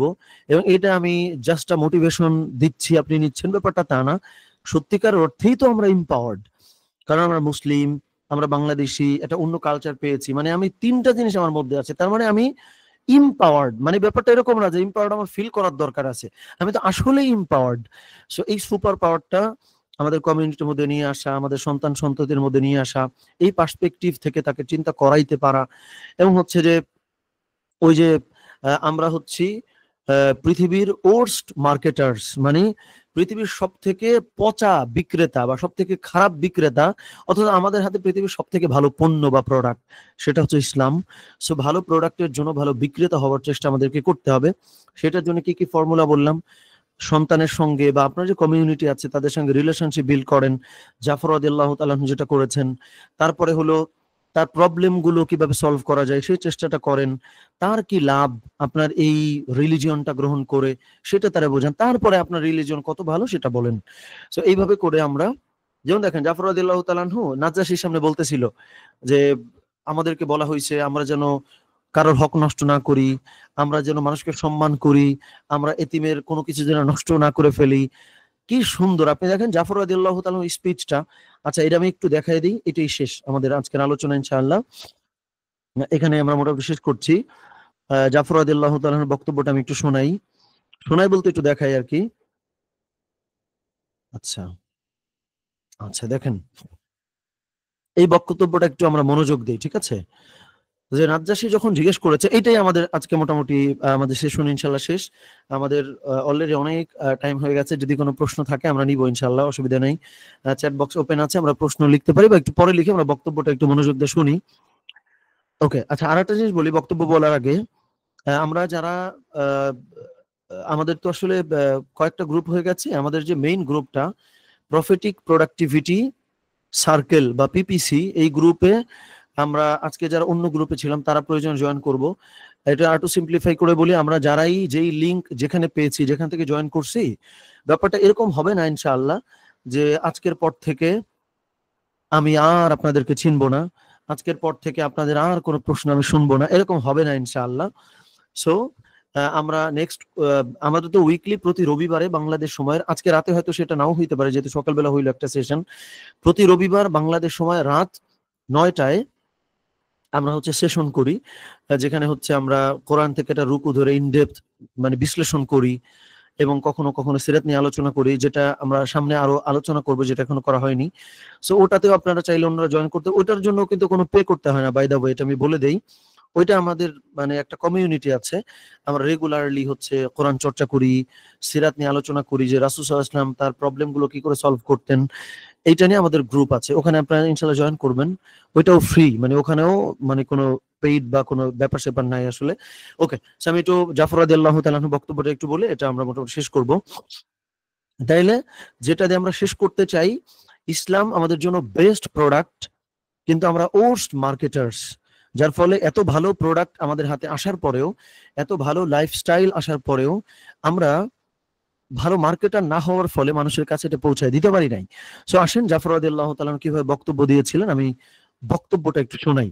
আচ্ছা, জাফর রাদিয়াল্লাহু তাআলা জবাব দিয়েছিলেন, হে বাদশাহ, আমরা ছিলাম মূর্খ জাতি, আমরা মূর্তি পূজা করতাম, মৃত জন্তু খেতাম, অশ্লীল কাজ করতাম, আত্মীয়তার সম্পর্ক ছিন্ন করতাম, প্রতিবেশীদের সাথে খারাপ ব্যবহার করতাম, এবং আমাদের শক্তিশালীরা দুর্বল মানুষের উপরে অত্যাচার করত। খেয়াল করছেন প্রবলেম, মানে ভালো মার্কেটার হবেন কিভাবে দেখেন, মানে জাফর রাদিয়াল্লাহু তাআলা প্রবলেম বলতেছে যে আমরা মূর্তি পূজা করছি, মৃত জন্তু খাইতাম, এটা তো নিশ্চয়ই ক্ষতিকর, অশ্লীল কাজ করতাম, আত্মীয়তার সম্পর্ক নষ্ট করতাম, প্রতিবেশীদের সাথে খারাপ ব্যবহার করতাম, শক্তিশালীরা দুর্বলদের উপর টর্চার করত, এই উল্টাপাল্টা কাজগুলো আমরা করতাম। 2 নম্বরে, আমরা এভাবেই ছিলাম যতক্ষণ না আল্লাহ আমাদের মধ্য থেকে একজন রসুল পাঠালেন, আমরা তার বংশ পরিচয় জানি, তার সততা ও বিশ্বস্ততা জানি, এবং তার পবিত্রতা সম্পর্কে জানি। দ্যাট মিনস প্রবলেম বলা হয়েছে, তারপরে প্রোডাক্ট বলা হচ্ছে, মানে রাসূল সাল্লাল্লাহু আলাইহি ওয়াসাল্লাম তো কাইন্ড অফ প্রোডাক্ট ছিলেন ওই মুহূর্তে, তার কথাই তো বলা হচ্ছিল। তার মানে আপনি ইসলাম নিয়ে যখন বলবেন, ইসলাম আসলে এই ব্যাপারগুলো কিভাবে সলভ করে সেটা আপনি এখানে জানাইলেন। ওকে, তারপরে রাসূল সাল্লাল্লাহু আলাইহি ওয়াসাল্লামের কথা বলা হচ্ছে, তিনি আমাদেরকে আল্লাহর একত্ববাদের দিকে ডাকলেন, মূর্তি পূজা ছাড়তে বললেন, তিনি আমাদের সত্য বলতে, আমানত রক্ষা করতে, খুব গুরুত্বপূর্ণ ব্যাপার, আত্মীয়তার সম্পর্ক বজায় রাখতে, প্রতিবেশীদের সাথে ভালো ব্যবহার করতে এবং হারাম কাজ ও রক্তপাত থেকে বিরত থাকতে বললেন। তিনি আমাদের নিষেধ করলেন অশ্লীল কাজ থেকে, মিথ্যা বলা থেকে, এতিমের সম্পদ থেকে, মানে এতিমের সম্পদ খাওয়া থেকে, এবং সতী নারীদের অপবাদ দেওয়া থেকে। খুবই গুরুত্বপূর্ণ, মানে নারীদেরকে অনেক আজে বাজে শব্দে অপমান করা হইতো, কষ্ট দেওয়া হইতো, এই জিনিসগুলো থেকে রাসূল সাল্লাল্লাহু আলাইহি ওয়াসাল্লাম নিষেধ করছেন। এই প্রবলেমটা পর্যন্ত জাফর রাদিয়াল্লাহু তাআলা কিন্তু বলতেছেন, দেখেন অ্যাম্বাসিডর মার্কেটার কেমনে হবেন, এই যে বলা আছে খুব সুন্দর করে, আমরা এটা অন্যভাবে বলে, এই বাবা এটা হারাম, এটা করবা না, এটা তো খুবই বাজে অ্যাপ্রোচ। এই যে দেখেন অ্যাপ্রোচ বলতে আসলে কি বোঝায়, কারণ আপনারা তো ওই এনভায়রনমেন্টটা বুঝতে হবে। ওকে, তারপর তিনি আমাদের আদেশ দিলেন একমাত্র আল্লাহর ইবাদত করতে এবং তার সাথে কাউকে শরিক না করতে। তিনি আমাদের নামাজ, যাকাত ও রোজার আদেশ দিলেন। আমরা তাকে সত্য বলে মেনে নিলাম এবং তার আনিত বিষয়গুলোর উপর ঈমান আনলাম। কিন্তু আমাদের কওম আমাদের বিরোধিতা করলো, আমাদের উপর অত্যাচার চালালো, যাতে আমরা আমাদের ধর্ম ছেড়ে দিয়ে পূর্বের মূর্খতার দিকে ফিরে যাই। যখন তারা আমাদের উপর অত্যাচার চালালো, আমাদের কষ্ট দিল এবং আমাদের ধর্ম পালনে বাধা দিল, তখন আমরা আপনার দেশে এসেছি, আমরা আপনাকে অন্যদের উপর প্রাধান্য দিয়েছি। সুবহানাল্লাহ। আচ্ছা, একটু জানান তো, আমি বোধহয় আমার কাছে মেসেজটা কি শো করছে কিনা, কষ্ট দিচ্ছি আপনাদেরকে একটু। সো সর্বশেষ আমার একটু জানান যে সবকিছু ক্লিয়ার কিনা, স্ক্রিন দেখা, আমি একটু কথা বলতেছি এই জন্য যে কথা কি আটকে যায়, মানে বাফারিং হয় নাকি একদম ক্লিয়ারলি যায়। ওকে, ঠিক আছে ইনশাআল্লাহ। ওকে ওকে, ঠিক আছে, আমরা আগাই। সো দেখেন, সুবহানাল্লাহ। তো জাফর রাদিয়াল্লাহু তাআলা আনহু এখানে বলতেছিলেন নাজ্জাশীকে, এমন ভাবে এন্ড করলেন যে আমরা সব ক্ষমতাশীলীদের উপরে বা সবার উপরে আমরা আপনাকে প্রাধান্য দিয়েছি। মানে হলো, হে নাজ্জাশী, আমাদের তো অনেক জায়গায় যাওয়ার সুযোগ ছিল, আমরা কিন্তু আপনার কাছে এসেছি। এই কথাটাই কিন্তু নাজ্জাশীকে খুশি করে ফেলেছে যে আমরা আপনাকে প্রাধান্য দিয়েছি এবং আপনার কাছে এসেছি। এই যে দেখেন, শুরুটা করলেন জাফর রাদিয়াল্লাহু তাআলা আনহু প্রবলেম দিয়ে, মাঝখানে ইসলাম সম্পর্কে বললেন, লাস্টে আবার নাজ্জাশীকে একটু রেসপেক্টও দিলেন, তার একটু খুশিও করলেন। এটা কিন্তু মানে জাফর রাদিয়াল্লাহু তাআলা আনহু মেইনটেইন করলেন। এবং আরো কিছু গুরুত্বপূর্ণ জিনিস যেহেতু আমি বলেছি, এটা দেখে আমরা শেষ করব। সো এইখানে ওকে দেখেন, এখানে নাজ্জাশী যখন জাফর রাদিয়াল্লাহু তাআলা আনহুর কাছে জিজ্ঞেস করলো যে তোমরা মারিয়াম আলাইহিস সালাম সম্পর্কে বা মারিয়াম সম্পর্কে বা ঈসা ইবনে মারিয়াম সম্পর্কে তোমরা কি বলো, তখন জাফর রাদিয়াল্লাহু তাআলা আনহু ঈসা ইবনে মারিয়াম মানে ঈসা আলাইহিস সালাম সম্পর্কে কিন্তু প্রশংসা করলেন। এবং জাফর রাদিয়াল্লাহু তাআলা আনহু যখন সূরা পড়তে বলা হয়েছে, তখনও জাফর রাদিয়াল্লাহু তাআলা আনহু সূরা মারিয়াম পাঠ করলেন, ঈসা আলাইহিস সালাম সম্পর্কে বললেন। দ্যাট মিন্স নাজ্জাশী যেহেতু ঈসা আলাইহিস সালামকে রেসপেক্ট করে বা সে তাকে নবী হিসেবে মানে, ফলে নাজ্জাশীর সামনে ঈসা আলাইহিস সালাম সম্পর্কিত কোরআনের ওই কথাগুলোই কিন্তু ওখানে প্রেজেন্ট করলেন। সো এইটা হচ্ছে বিষয় যে আমরা অ্যাপ্রোচটা করব কিভাবে? যার কাছে অ্যাপ্রোচ করতেছি, তার কি প্রবলেম গুলো আমি বললাম? বা তাকে কি আমি খুশি করবার চেষ্টা করলাম? নাকি আমি খালি বলতেছি, "আরে এটা এত ভালো, তোমরা এটা অ্যাকসেপ্ট করো, তোমরা এটা গ্রহণ করো।" এই অ্যাপ্রোচটা কিন্তু কোন সঠিক অ্যাপ্রোচ নয়। সো এইটা হচ্ছে মূল বিষয়। এইভাবে করে যদি আমরা আমাদের প্রত্যেকটা মানুষকে একজন ইসলামের অ্যাম্বাসিডর মনে করি, আমরা যেই ভূখণ্ডে আছি, যেই জায়গাটাতে আছি, যেই সংস্কৃতিতে আছি, তাহলেই আমরা অনেক ভালো করতে পারবো ইনশাআল্লাহ। এই ব্যাপারটা আমরা মোটামুটি কাভার করার চেষ্টা করলাম। যদিও আজকে রবিবার হওয়ায় আমরা দেশ থেকে অনেকেই বোধহয় জয়েন করতে পারি নাই। কারণ রবিবারে তো আসলেই অফিসে যাওয়ার ব্যাপারটা থাকে। প্রাইভেট বলি বা গভর্নমেন্ট বলি সবাইকেই আসলে যেতে হয়। সো তারপরে আলহামদুলিল্লাহ আমরা রেকর্ডিংটা দেওয়ার চেষ্টা করব। অসুবিধা নাই। সো আমরা শেষ করলাম বোধহয় মোটামুটি। আল্লাহ সুবহানাহু ওয়া তাআলা এখান থেকে আমাদের ভালো যা সেগুলো গ্রহণ করবার তৌফিক দান করেন। আমি একটু আপনাদের কোনো কনফিউশন বা যদি কোনো প্রশ্ন থাকে, আ আমার মনে হয় এখন আমরা সেগুলো একটু নিতে পারি ইনশাআল্লাহ।